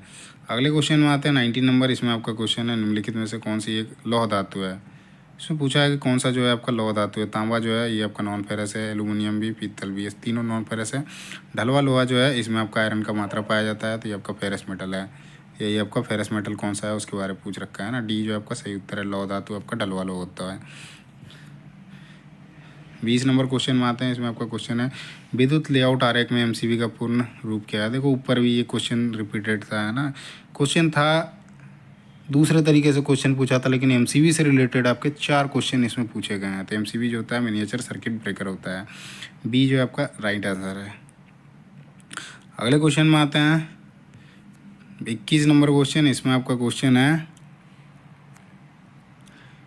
एक वृत्त के भीतर M तथा अच्छा M है, अब इसमें प्लस और माइनस चिन्ह का उपयोग किया गया है। तो किस चीज़ को दिखाएगा, तो ये आपको मोटर को दिखाता है ना, वो भी DC मोटर को दिखाता है। ये जो आपका राइट आंसर है। मतलब ऐसे लगा दो, आप M लिख दो, एक आपका माइनस होगा एक प्लस होगा, तो ये आपका मोटर को दिखाता है ना। ये जो है राइट आंसर है। देखो ये इलिप्स बन गया है ना, सर्कल तो इस तरह से बनेगा। अगले क्वेश्चन में आते हैं 22 नंबर क्वेश्चन। इसमें आपका क्वेश्चन है नीचे दर्शाया गया विद्युत लेआउट निम्नलिखित में से किससे संबंधित है। ये जो लेआउट दिखा रहा है ना, ये किस चीज़ से संबंधित है उसके बारे में पूछा है। तो ये जो है आपका पंप का कंड्यूट लेआउट आरेख है ना। इसमें देखोगे आप यहाँ पे ये आपका सिलेंडर है, ओवरलेडेड टैंक है, जितना एक्स्ट्रा आ गया तो ये यहाँ पे आ जाएगा, बाकी यहाँ पे कंट्रोल पैनल है ना। तो ये आपका पंप का कंड्यूट लेआउट आरेख है। सी जो है राइट आंसर है। अगले क्वेश्चन में आते हैं। तो अगला क्वेश्चन जो है आपका 23 नंबर। इसमें आपका पूछा है अलौह धातु के बारे में पूछ रहा है, जिसमें आपका लोहा का मात्रा नहीं पाया जाता है। तो एल्यूमिनियम जो है ये आपका नॉन फेरस मेटल होता है, इसमें लोहा का मात्रा जो होता है नहीं होता। बाकी पिटवा लोहा का मृदु इस्पात हो गया या फिर ढलवा लोहा, इन तीनों में आपका आयरन पाया जाता है ना। तो ये अलौह धातु ही पूछ रखा है, एल्यूमिनियम जो है एक अलौह धातु है। अगले क्वेश्चन में आते हैं 24 नंबर क्वेश्चन। इसमें आपका क्वेश्चन है 720 को 3:5 में अनुपात में विभाजित किया गया है ना। तो 3:5 8 से कर दो तो 8 9 72, मतलब 90 आ गया। एक बराबर जो है आपका 90 आ जाएगा है ना। तो 3 बराबर 9 3 27, एक आपका 270 हो जाएगा और एक आपका 9 5 45, 450 आ जाएगा। बी जो आपका सही उत्तर है। 25 नंबर क्वेश्चन में आते हैं। इसमें आपका क्वेश्चन है विद्युत परिपथ में इन्वर्टर का मुख्य प्रयोजन क्या होता है। इन्वर्टर जो लगाया जाता है उसका मुख्य काम क्या होता है उसके बारे में पूछ रहा है। तो इन्वर्टर जो होता है DC को AC में चेंज करता है ना, DC करंट को मतलब डायरेक्ट करंट को अल्टरनेटिव करंट में चेंज करता है। तो डी जो है आपका राइट आंसर है। अगले क्वेश्चन है, इसमें जैसे क्वेश्चन दिया धारा प्रवाह को मापना, तो इसके लिए मीटर लगाया जाता है। आवृत्ति को नियंत्रण करना फ्रीक्वेंसी मीटर होता है, इसके लिए लगा होता है। वोल्टता की वृद्धि करना है, फेज डिफरेंस जो होता है ना वोल्टता होता है, तो वोल्टता में वृद्धि करना है। अगले क्वेश्चन में आते हैं 26 नंबर क्वेश्चन। इसमें आपका क्वेश्चन है लौह में के मिश्रण से इस्पात बना होता है। तो देखो जो स्टील जो होता है ना आपका आयरन और कार्बन का मिश्रण होता है। तो ये आपका पूछा है लौह में क्या मिलाएंगे कि वो इस्पात प्राप्त होगा। तो कार्बन मिलाने से आपका इस्पात प्राप्त होता है लोहा में है ना। ये जो आपका सही उत्तर है। अगले क्वेश्चन में आते हैं 27 नंबर क्वेश्चन। इसमें आपका क्वेश्चन है which of the following is a physical property of metal. इसमें पूछ रहा है फिजिकल प्रॉपर्टी कौन सा है। तो फिजिकल प्रॉपर्टी जो है आपका कंडक्टिविटी है। सी जो आपका सही उत्तर है। अगले क्वेश्चन में आते हैं 28 नंबर क्वेश्चन। इसमें आपका पूछ रखा है योग पूछ रखा है। तो 8 2 और 12 इसका जो है एलसीएम आपका 24 हो जाएगा। 12 + 3 + 10 टोटल हो जाएगा 12 10 22 3 25 बटा 24। ये जो है आपका राइट आंसर है। अगले क्वेश्चन में आते हैं 29 नंबर क्वेश्चन। इसमें आपका क्वेश्चन है निम्नलिखित में से कौन सा मिश्र धातु इस्पात है। इसमें मिश्र धातु इस्पात पूछ रहा है ना। तो स्टेनलेस स्टील जो है ये आपका, इसमें आपका आयरन और कार्बन मिला हुआ होता है। तो सी जो है आपका सही उत्तर है। एलॉय स्टील के बारे में पूछ रखा है, कौन सा एलॉय स्टील है। तो स्टेनलेस स्टील जो है आपका जंगरोधी इस्पात, ये आपका मिश्र धातु इस्पात है ना। अगले क्वेश्चन में आते हैं 30 नंबर क्वेश्चन। इसमें आपका क्वेश्चन है भू संपर्क में प्रयुक्त पाइप इलेक्ट्रोड किससे बना होता है। तो अर्थिंग में जो पाइप इलेक्ट्रोड इस्तेमाल किया जाता है वो किससे बना होता है, उसके बारे में पूछ रहा है। तो वो आपका साफ पृष्ठ वाले धातु की छड़ या फिर पाइप से बना हुआ होता है ना। बी जो है आपका सही उत्तर है। अगले को आते हैं क्वेश्चन, यहाँ से आपका एप्टीट्यूड मतलब मैथ के क्वेश्चन स्टार्ट होंगे। इसमें कुछ रीजनिंग के भी क्वेश्चन मिलेंगे। तो पहला क्वेश्चन इसमें लिखा हुआ है आपका, एक कक्षा में 29 विद्यार्थी उत्तर की ओर अभिमुख होकर सीधी पंक्ति में खड़े हैं। 29 लोग टोटल हैं। लवनिया दाएं से जो छोर से 10वें स्थान पे है, इधर से ये 10वें स्थान पे है, जबकि आदि जो है बाएं छोर से 18वें स्थान पे है, इधर से आपका 18 है ना। टोटल देखते हैं तो 28, मतलब बीच में आपका एक आदमी है। लवनिया और आदि के बीच में कितने हैं यही पूछ रखा है, एक आदमी के बारे, तो एक हो जाएगा। डी जो है आपका सही उत्तर है। सेकंड क्वेश्चन में आते हैं। इसमें आपका क्वेश्चन है, दो पाइप पी और क्यू है, एक टंकी को क्रमशः 24 और 30 मिनट में भर सकते हैं। यदि दोनों पाइपों को एक साथ खोल दिया जाए टंकी को भरने में कितना समय लगेगा। तो इसमें जैसे देखते हैं हम, तो एक आपका 24 ले रहा है पी और क्यू जो है ये ले रहा है 30 है ना। दोनों का निकालते हैं तो एलसीएम जो निकल के आएगा 120 निकल के आएगा। एक 5 हो जाएगा, एक आपका 4 हो जाएगा। तो 120/9, इसको यदि काटते हैं हम 3 और ये 40, मतलब 40/3, तो ये हो जाएगा 13/1/13, 39, 41/3। तो ये आपका 13 मिनट हो जाएगा। और 1/3 मतलब 1 मिनट का तीसरा हिस्सा मतलब 20 सेकंड, 13 मिनट 20 सेकंड। तो आपका डी में लिख रखा है ना। तो डी जो है आपका राइट आंसर है। थर्ड क्वेश्चन में आते हैं। इसमें आपका क्वेश्चन है कि यदि 20,000 की धनराशि को अर्धवार्षिक रूप से संयोजित होने वाले 12% वार्षिक चक्रवृद्धि ब्याज की दर से निवेश किया जाता है, किस अवधि के बाद मिश्रधन के रूप में 23,820.32 प्राप्त होगा है ना। तो इसमें देखते हैं तो आपका पी दिया हुआ है, मतलब प्रिंसिपल दिया हुआ है, धनराशि जो है मूलधन दिया है, ये आपका मिश्रधन होता है। मिश्रधन बराबर मूलधन प्लस ब्याज होता है ना। और 12% जो है आपका रेट दिया हुआ है। और ये अर्धवार्षिक है ना। अर्धवार्षिक मतलब 6% हो जाएगा। अब ये टाइम के बारे में पूछ रहा है, टाइम कितना होगा। तो इसमें जो फार्मूला लगेगा, अमाउंट बराबर हो जाएगा P × 1 + R⁻n हो जाएगा है ना। मतलब इस फॉर्मूले में आप बैठाओगे तो P हमारा जैसे 20,000 है ना, 1 + R हमारा 6% हो गया, 6 और 1 7 है ना। 20 × 7। अब इस फॉर्मूले में बैठा दोगे सारा वैल्यू तो आपका 1 साल 6 महीने आ जाएगा है ना। पहला जो आपका सही उत्तर है। 4 नंबर क्वेश्चन में आते हैं। इसमें आपका क्वेश्चन है, इसमें कोल को लिख रखा है 1378 है ना। कोल्ड को लिख रखा है इसने 1938। तो डी को क्या लिखेगा। तो देखो कोल में आते हैं ना, तो ये हम कोल आ गए हैं। कोल में 1378 है। कोल्ड जो है इसमें आपका लिख रखा है 1938 है ना। सी का 1 हो गया, 1 हो गया। ओ का यहाँ पे 3 है, यहाँ पे 9 है। एल का जो है यहाँ पे 8 है, यहाँ पे एल का चलो 8 ले लेते हैं। ओ का यहाँ पे ले लेते हैं 3, यहाँ पे 3 ऑलरेडी, 1 3 8 तो है, मतलब 7 या 9, ये दो चीज़ें अलग हो रही है ना। तो ऑप्शन में देखते हैं 9 और 7 दोनों का दोनों ऑप्शन में है ना। तो डी के लिए पूछ रखा है ना, इसमें तो नहीं है, मतलब डी का जो है आपका 9 हो जाएगा। सी जो आपका सही उत्तर है, क्योंकि इसमें ए का 7 हो जाएगा और डी का यहाँ पे 9 हो जाएगा है ना। अगले क्वेश्चन में आते हैं। 5वां नंबर क्वेश्चन है। इसमें आपका, एक गांव की जनसंख्या 2020 में 16% बढ़ी, 2021 में 5% घट गई, और यदि जनवरी 2022 में इसकी जनसंख्या 27,550 है तो दिसंबर 2019 में इसकी जनसंख्या क्या थी। यदि हम 2019 को हम मान लेते हैं पी है ना, एक्स वाई कुछ भी मान सकते हैं, पी मान लिया है ना। ये आपका 2022 का जो है 27,550 है, और 2020 में जो है 16% बढ़ा है, 2021 में जो है 5% घटा है ना। तो इसमें हम करते हैं पी इंटू, सबसे पहले करते हैं हम साल दर साल करते हैं ना, तो 16% बढ़ा है ना, तो इसमें आपका 1 प्लस 0.16 मल्टीप्लाई हो जाएगा। फिर उसके बाद इसमें 5% घट गया है ना, तो 1 माइनस 0.05 हो जाएगा, बराबर जो है आपका टोटल 27,550 आ जाएगा है ना।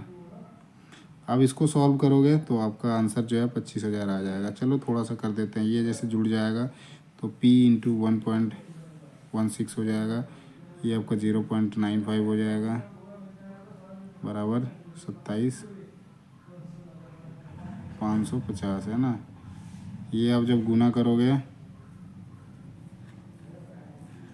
तो गुना करने से ये आएगा 1.102 आ जाएगा ना। अब इसको आपको डिवाइड करना है, अब इसको डिवाइड करोगे तो 25,000 ही आ जाएगा। तो डी जो आपका सही उत्तर है। अगले क्वेश्चन में आता है 6ठे नंबर क्वेश्चन। इसमें आपका क्वेश्चन है, नीचे संख्याओं के 2 सेट दिए गए हैं, एक सेट ये है, एक सेट ये है ना। प्रत्येक संख्या सेट में पहली संख्या पर कुछ गणित संख्याएँ लिखी हैं, यहाँ लिखी हैं करके दूसरी संख्या प्राप्त की है, मतलब इससे इसको प्राप्त किया है, इससे इसको प्राप्त किया है, इसी प्रकार दूसरी संख्या कुछ गणित संख्या करके तीसरी, तो 44 से 54 आया। फिर संख्या जो है आगे भी इसी प्रकार से कुछ किया हुआ है। तब नोट में कुछ दिया गया है कि संख्याओं को उनके घटक अंकों में तोड़े बिना पूर्ण संख्या संकीर्ण की जानी चाहिए। उदाहरण के लिए 13 लिया, 13 जिसमें 13 जोड़ना है, घटाना है या गुणा करना है, 13 पर किया जा सकता है ना। 13 को 1 या 3 में जोड़ना या फिर घटाना नहीं है ना। तो इसमें जैसे हम रिलेशन देखते हैं तो आपको समझ आएगा। 11 से 4 को मल्टीप्लाई किया है, नीचे भी आपका 9 से 4 को मल्टीप्लाई किया है, देन 10 को जोड़ा है ना, 10 को जोड़ दिया नीचे भी, देन आपका डबल कर दिया है, 54 दूनी 108, नीचे भी आपका डबल कर दिया। तो ऐसा हम चारों में देखते हैं तो 15 चौका 60, 10 70, 70 दूनी ये गलत है ना, 8 चौका 32 और 10 42 ये तो गलत हो गया, 10 चौका 40 और 10 50 ये भी गलत है। तो डी जो आपका सही उत्तर है। 13 चौका 52 और 10 जोड़ दिया, फिर आपका डबल कर दिया है ना।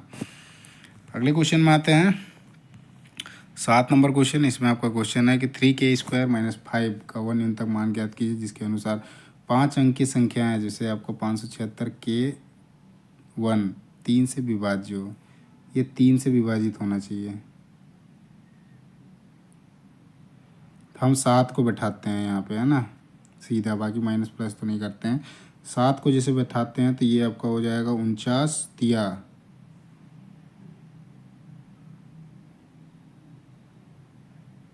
147 होता है, और 147 में 5 को घटाएंगे तो 142 हो जाएगा है ना।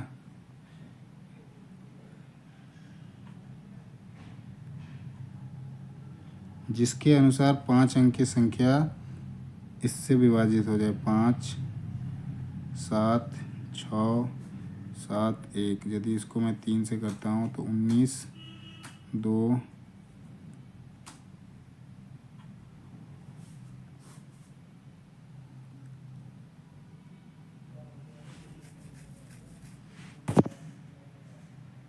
ओके। तो इसका जो आंसर है आपका बी है, 7 हो जाएगा है ना। थोड़ा कैलकुलेशन में इधर उधर हो रहा है तो मैं कर देता हूँ थोड़ा सा। इसमें क्या है ना, जैसे 3 से पूरी तरह विभाग हो गया है ना, तो जैसे हम इसको भाग करते हैं सबसे पहले, तो 5 7 6 और और 1 लिख रखा है, तो की जगह पे हम कुछ बैठाते हैं, तो की जगह पे हम जैसे 2 बैठाते हैं ना, तो 2 बैठाते हैं तो 3 का जो होता है ना, इसको जोड़ते हैं सारे को, 7 और 5 12, 6 18, 2 20 और 1 21, 21 जो है आपका 3 से डिवाइड हो जाता है ना 7 बारी में। अब इस 2 को हम बैठा के देखते हैं यहाँ पे के स्क्वायर की जगह, तो 3 और के का स्क्वायर 2 का स्क्वायर मतलब 2 दूनी 4 माइनस 5, 3 चौका 12 माइनस 5 बराबर 7 ही होता है। तो 7 जो है इस तरह से आपका बी जो है सही उत्तर हो जाएगा। अगले क्वेश्चन में आते हैं 8 नंबर क्वेश्चन। इसमें आपका क्वेश्चन है, इसमें देखो आपको मन में डाउट होएगा कि के का मान आपने कैसे बैठा दिया, क्योंकि यहाँ पे ना क्वेश्चन इसका वैल्यू पूछ रखा है 3k² - 5 का वैल्यू क्या होगा, है ना। इसमें के का मेन्यू आप कुछ भी बैठा सकते हो, एक भी बैठा के देखता, दो भी बैठा के देखता, तीन भी बैठा के देखता। तो मैंने दो को डायरेक्टली बैठाया, क्योंकि दो जो है वो पूरी तरह से जाके डिवाइड हो रहा था। क्योंकि तीन में जैसे देखोगे ना, उसका फॉर्मूला होता है कि आपका सारा जो जोड़ के आपका तीन से डिवाइड होता है ना, तो वो तीन से पूरी तरह से विभाग होगा। जैसे हम देख लेते हैं 5, 7, 6 और 2, 1, है ना। तीन से इसमें काट देते हैं तो 19 तिया 57, है ना। ये 20 तिया 60 हो जाएगा, और ये आपका एक हो 3 सत्ते 21 हो जाएगा। ये पूरी तरह से कट जा रहा है, तो इसीलिए मैंने दो बैठाया उसके जगह पे, के की जगह पर। वही दो का वैल्यू यहाँ पे बैठा दो, फिर आपका इसको कैलकुलेशन करो तो आपका 7 आता है। तो बी जो आपका सही उत्तर है। 8वें नंबर क्वेश्चन में आते हैं। इसमें आपका क्वेश्चन है, एक दुकानदार एक वस्तु का क्रय मूल्य जो है एक संकेत करता है, उस पर 50% का छूट देता है ना। छूट के बाद वाले मूल्य पर 36% वैट लगाकर उसे 374 रुपये में बेचता है। तो एक्स का मान पूछ रखा है इसने, कितना आएगा। छूट दे दिया इसने 50% का, तो 50% मीन्स 0.5 का छूट मान लेते हैं ना 50% का। ये आपका 50, छूट के बाद 36% वैट लगा दिया, और एस पी हो जाएगा ये 374 रुपये, है ना। एक्स का वैल्यू निकालने कह रहा है, तो इसको मैं मान लेता हूँ। आपका 50% जो है ये आपका छूट हो गया, है ना। तो 1 रुपया में जैसे इसने 0.5 छोड़ दिया, तो इसको मैं 0.5 एक्स मान लेता हूँ। और इसमें आपका 36% जो है ना इसने वैट लगा रखा है ना।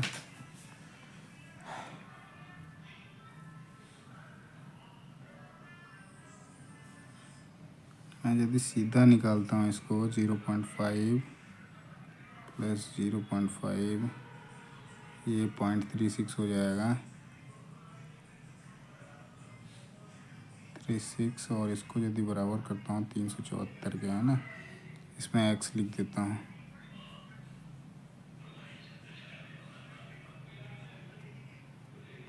तो इसमें ये कॉमन हो जाएगा, ये अंदर चला जाएगा ना।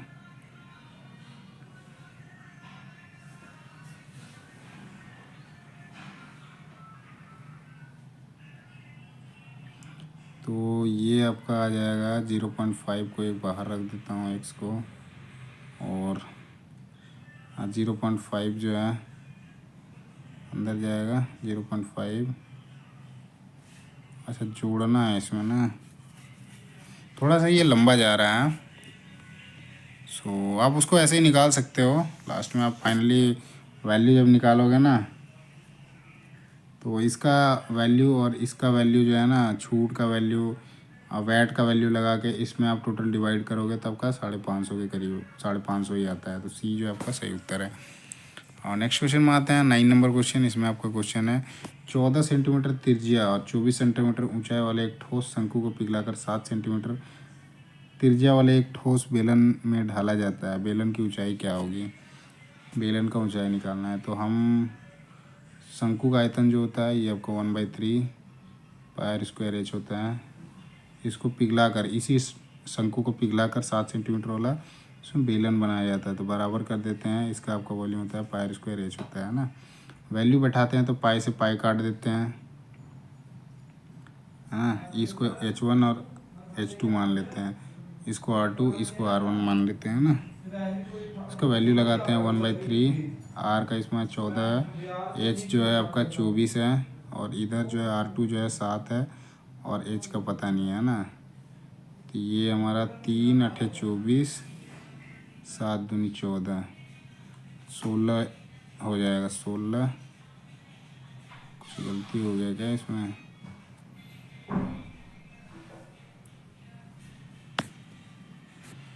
1/3 इंटू 14, अच्छा 14 का स्क्वायर है ना, 14 का स्क्वायर है। 1/3 πr², 14 इंटू 14 हो जाएगा, रुक जाओ। 1/3 इंटू 14 इंटू 14 इंटू 24 बराबर 7 7 49 हो जाएगा। इधर πr² h इंटू h कर देते हैं। अब इसको काटते हैं, 3 8 24 हो जाएगा, ये 7 7 49, 2 7 14, 7 से 7 दूनी 14, तो 8 चौका ये आपका 32 सेंटीमीटर। डी जो आपका सही उत्तर है। कैलकुलेशन में थोड़ा सा मिस्टेक था, है ना। नेक्स्ट आते हैं 10 नंबर क्वेश्चन। इसमें आपका क्वेश्चन है 7 डिब्बे हैं ABCDEF और G। एक के ऊपर जो है एक रखा गया है, और लेकिन ज़रूरी नहीं है किसी क्रम में रखेगा। ए जो है सबसे नीचे है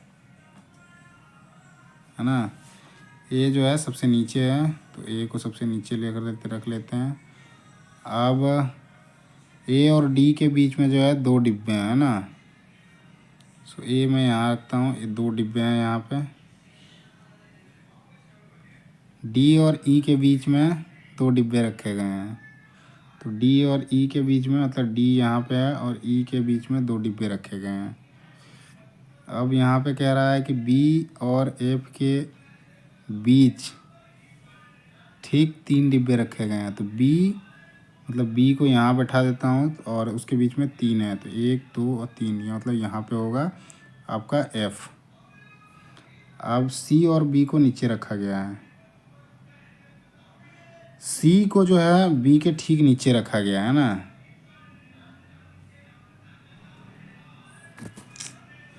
तो सी जो है ना बी के बिल्कुल नीचे बैठा है, तो बी जो है यहाँ पे, तो इसके नीचे यहाँ पे जो है ना ये वाला जो है यहाँ पे सी बैठेगा। तो इस तरह से ये जो हो जाएगा ई सबसे ऊपर, फिर बी, सी, डी और एक खाली रह गया, देन एफ हो गया, देन आपका ए हो गया, है ना।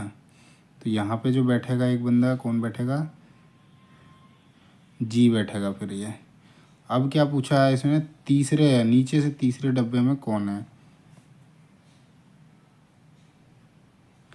तो नीचे से पहला, दूसरा, तीसरा जी हो जाएगा, है ना। तो डी जो आपका राइट आंसर है, जिसमें जी ऑप्शन में है ना, डी में जो है आपका जी है, तो डी जो है राइट आंसर है। अगले क्वेश्चन में आते हैं 11 नंबर क्वेश्चन। इसमें आपका क्वेश्चन है दिए गए कथन और निष्कर्ष को ध्यानपूर्वक पढ़िए, मानते हुए कि कथनों में दी गई जानकारी सत्य है, भले वो सामान्यतः ज्ञात तथ्यों से भिन्न प्रतीत होती है। निर्णय कीजिए कि दिए गए निष्कर्षों में से कौन सा निष्कर्ष कथनों का तार्किक रूप से अनुसरण करते हैं। तो जैसे इसमें लिखा हुआ है कुछ बंदूक जो है गुलाब हैं, कुछ बंदूक मान लिया वो गुलाब हैं, सभी गुलाब ब्रेक हैं, इस तरह का बन गया। अब कुछ बंदूकें ब्रेक है, तो ब्रेक जो है वो बंदूक हो सकता है, हाँ पहला तो सही है। दूसरा जो है सभी ब्रेक गुलाब हैं, सभी ब्रेक रोज है, ना ना ये गलत हो जाएगा, है ना। पहला वन जो है खाली आपका निष्कर्ष देता है, दूसरा नहीं देता है, तो पहला जो आपका सही उत्तर है ए। 12 नंबर क्वेश्चन में आते हैं। तो इसमें आपका क्वेश्चन है यदि ए का अर्थ भाग है, बी का अर्थ गुना है, सी का अर्थ जोड़ है और डी का अर्थ माइनस है, तो निम्नलिखित समीकरण प्रश्न चिन्ह का स्थान क्या आएगा। अब जैसे 6 है, सी के जगह पे जोड़ लिखा है 114, है ना। ए के जगह पे आपका भाग है 3, बी के जगह पे जो है आपका गुना है 8 और डी का माइनस है 3। सबसे पहले हम भाग करते हैं ना, 3 3 9, 3 8 24, गलत हो गया, 3 3 9, 3 8 24, है ना। अब ये फिर गुना होएगा, 38 गुना 8 करेंगे, -3 + 6, तो 38 गुना 8 करते हैं, 8 8 64, 64, 8 3 24 और 6 30, 6 में 3 3 जोड़ देते हैं, 6 में 3 घटाएंगे तो 3 रहेगा, वही 3 जोड़ 307 आ जाएगा। ये जो आपका सही उत्तर है। अगले क्वेश्चन में आते हैं 13 नंबर क्वेश्चन। इसमें आपका क्वेश्चन है यदि 2 और 5 x² + 1 का चतुर्थानुपाती 65 है, तो x⁴ + 10 का मान कितना होगा। तो इसमें जैसे लिखा है कि चतुर्थांश लिख रखा है ना, 2/5 जैसे हम मानते हैं 65 है +1, तो इसका डबल ही है ना। अभी इसमें जैसे मैं लेता हूँ a बराबर हो जाएगा आपका 2, है ना, b बराबर जो है आपका 5 हो जाएगा, c बराबर जो है आपका x² + 1 हो जाएगा और d बराबर जो है 65 हो जाएगा, है ना।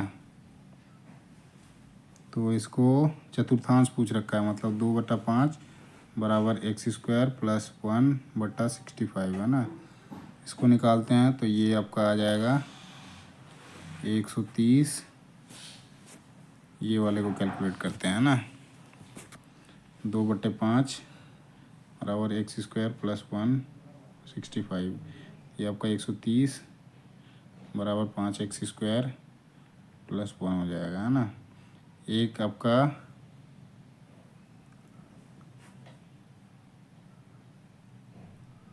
5x² प्लस 5 हो गई है ना। यहाँ से 5 कॉमन ले लेते हैं तो यहाँ पे बच जाएगा x² प्लस 1 और ये चला जाएगा इधर 5 डिवाइड में है ना। तो इससे 5 को काटते हैं, सॉरी ये कॉमन नहीं करते हैं भाई, हाँ कॉमन कर लेते हैं ना। 5 से डिवाइड कर देते हैं तो 5 दूनी 10, 5 छक्का 30, ये आपका 26 आ गया x² प्लस 1 का वैल्यू। तो x² प्लस 1, अब ये खाली x² का निकालेंगे तो ये आपका 26 माइनस 1 हो जाएगा, मतलब 25 हो जाएगा। x² इज इक्वल टू 25, तो x इज इक्वल टू 5 हो जाएगा। x का वैल्यू 5 आ गया। अब x to the power x is equal to आ गया हमारा 5। अब इसमें पुट करना है 5 की पावर 4 प्लस 10, तो 5 पचे 25, 25 पचे 125, 125 पचे 625 प्लस 10, तो ये आपका 635 हो जाएगा। डी जो आपका राइट आंसर है। अगले क्वेश्चन में आते हैं 14 नंबर क्वेश्चन। इसमें आपका क्वेश्चन लिख रखा है 2, 7, 8, 6, 140 निम्न में से किससे विभाज्य। सिंपल आपको विभाजित करना है ना, 98 से आपका कट जाएगा। ये जो आपका राइट आंसर है। आप इसको काट के भी देख सकते हो है ना, 2786140/98 है ना। इसको 7 से काट देते हैं, 14 सत्ते 98, 7 से 14 से काट दे, 14 सत्ते 98 है ना। 2 4 4 दूनी 14, 7 से काट देते हैं ना।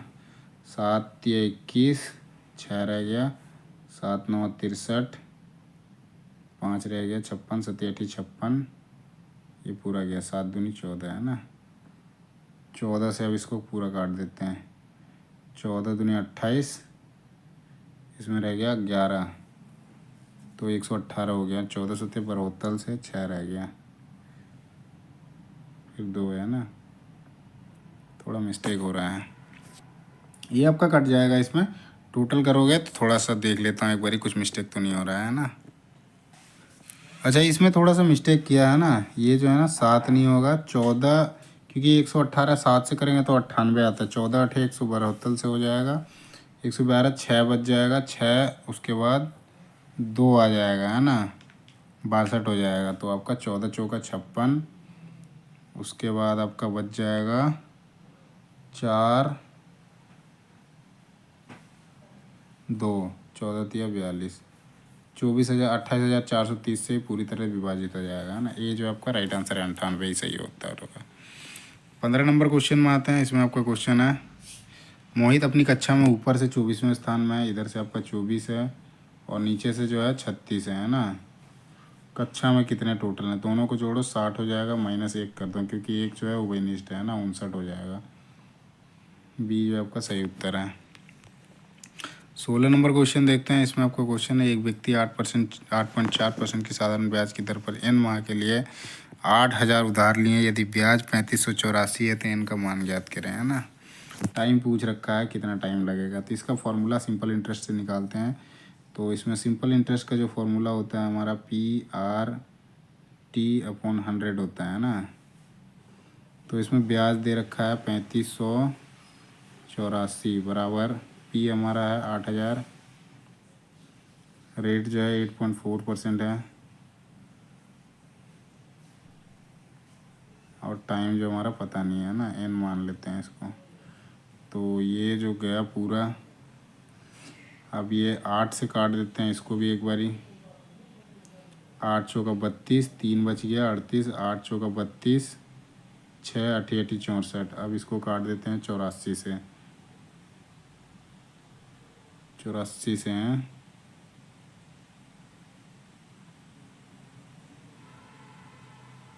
इसमें मिस्टेक हो गया क्या, इसमें 8.4%, 100 मतलब 1000 हो गया,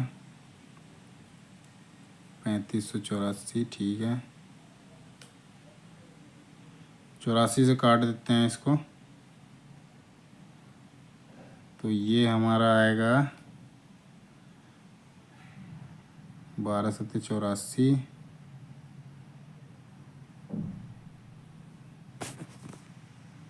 तो इसको हम करते हैं 448/84, है ना, 448/84। इसको हम काट देते हैं 2 बार में 42, इसको काट देते हैं 21/4, इसको काट देते हैं 21, ये कट जाएगा आपका 10/7, 107, है ना। 3 से काट देते हैं, 3 से कटेगा क्या, 107 किसी भी को भाग में नहीं आता है ना, 107/21 गुने 12, ये 12 जो है 1 साल में जो महीने होते हैं ना उसका है। 3×7=21, 4×3=12, 7 से काट देते हैं इसको, 15×7=105, नहीं जा रहा है ना, कुछ मिस्टेक हुआ है, दोबारा करते हैं इसको। कैलकुलेशन में कुछ मिस्टेक हुआ है, इसको दोबारा कर देते हैं। तो 3584 बराबर 8000 मल्टीप्लाई 8.4/100 गुने टाइम, है ना। तो ये तो 2 शून्य चला जाएगा इससे, और 1 शून्य को यहाँ से काट देते हैं ना।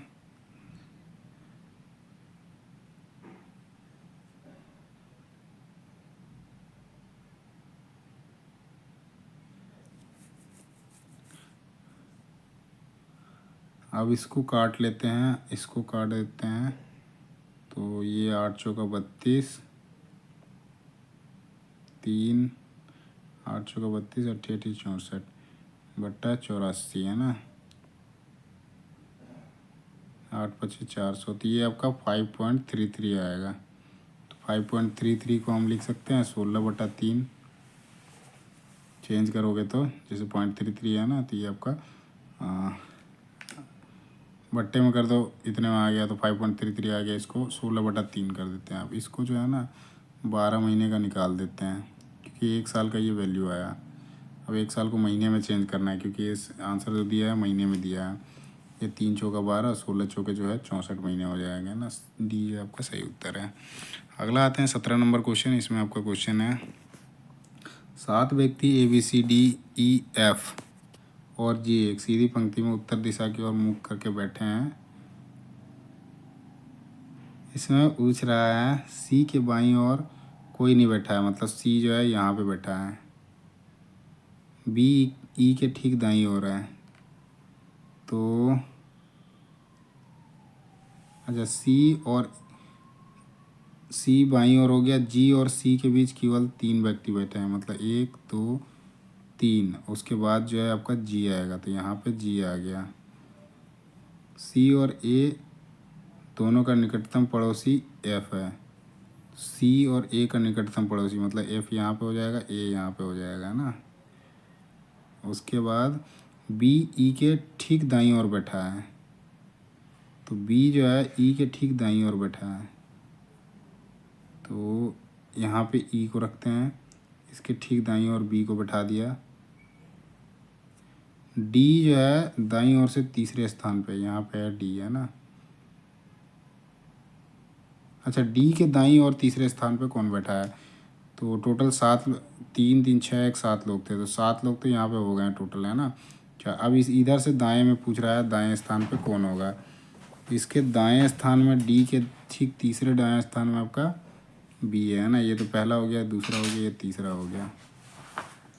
कुछ गलती हो रहा है लग रहा है, यहाँ पे नहीं होगा, यहाँ पे बैठा दिया मैंने, ये खाली था ना, तो यहाँ पे डी होएगा। तो तीसरे में 1 2 3, बी जो है आपका सही उत्तर है ना, ये जो है राइट आंसर है। ये कह रहा हूँ बी जो है आपका सही उत्तर है। नेक्स्ट क्वेश्चन में आते हैं 18 नंबर क्वेश्चन। इसमें आपका क्वेश्चन है यदि पी का अर्थ माइनस है, क्यू का अर्थ क्यू है, मल्टीप्लाई है, सी का जो भाग है, डी का अर्थ जोड़ है, तो निम्नलिखित में प्रश्न चिन्ह के स्थान पर क्या आएगा। तो 15 हो गया, डी का जो लिख रखा है आपका प्लस है 9, और सी का जो है भाग है 3, क्यू का जो है गुना है 2, और पी का जो अर्थ है माइनस है 14, इसको करते हैं 3 हो जाएगा प्लस 15 हो जाएगा या मल्टीप्लाई 2 माइनस 14 है ना। तो इन दोनों को निकाल देते हैं, 1 हो जाएगा, 3 दूनी 6 और 1 7 हो जाएगा है ना। डी जो है आपका सही उत्तर है।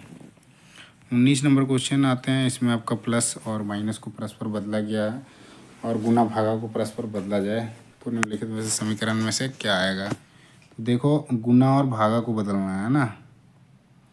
तो 135 गुना की जगह भागा आ जाएगा, 15 गुना 17 और जोड़ घटाव की जगह घटाव आ जाएगा और घटाव की जगह जोड़ आ जाएगा, ऐसे बन जाएगा है ना। ये आपका 15 से कट देंगे तो ये 9 बार में जाएगा, 9 गुना 17 करेंगे तो 17 9 153 हो जाएगा ये,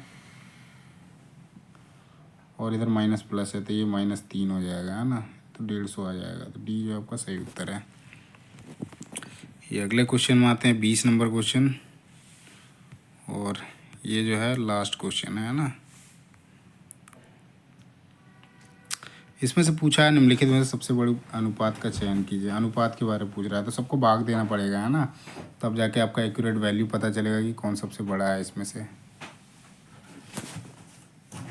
तो हम जैसे भाग करते हैं आपका 33/37 को, तो ये जो आ जाएगा 0.89 है ना।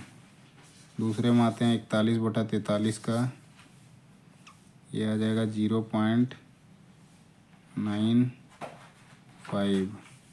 27/31 का आते हैं, तो ये आ जाएगा आपका 0.87। उसके बाद लास्ट आते हैं 38/39, ये आ जाएगा 0.97। सबसे बड़ा कौन सा है? ये 0.97 जो है सबसे बड़ा है ना। 38/39 जो है यही रेशियो सबसे बड़ा है। तो बी जो है आपका सही उत्तर है।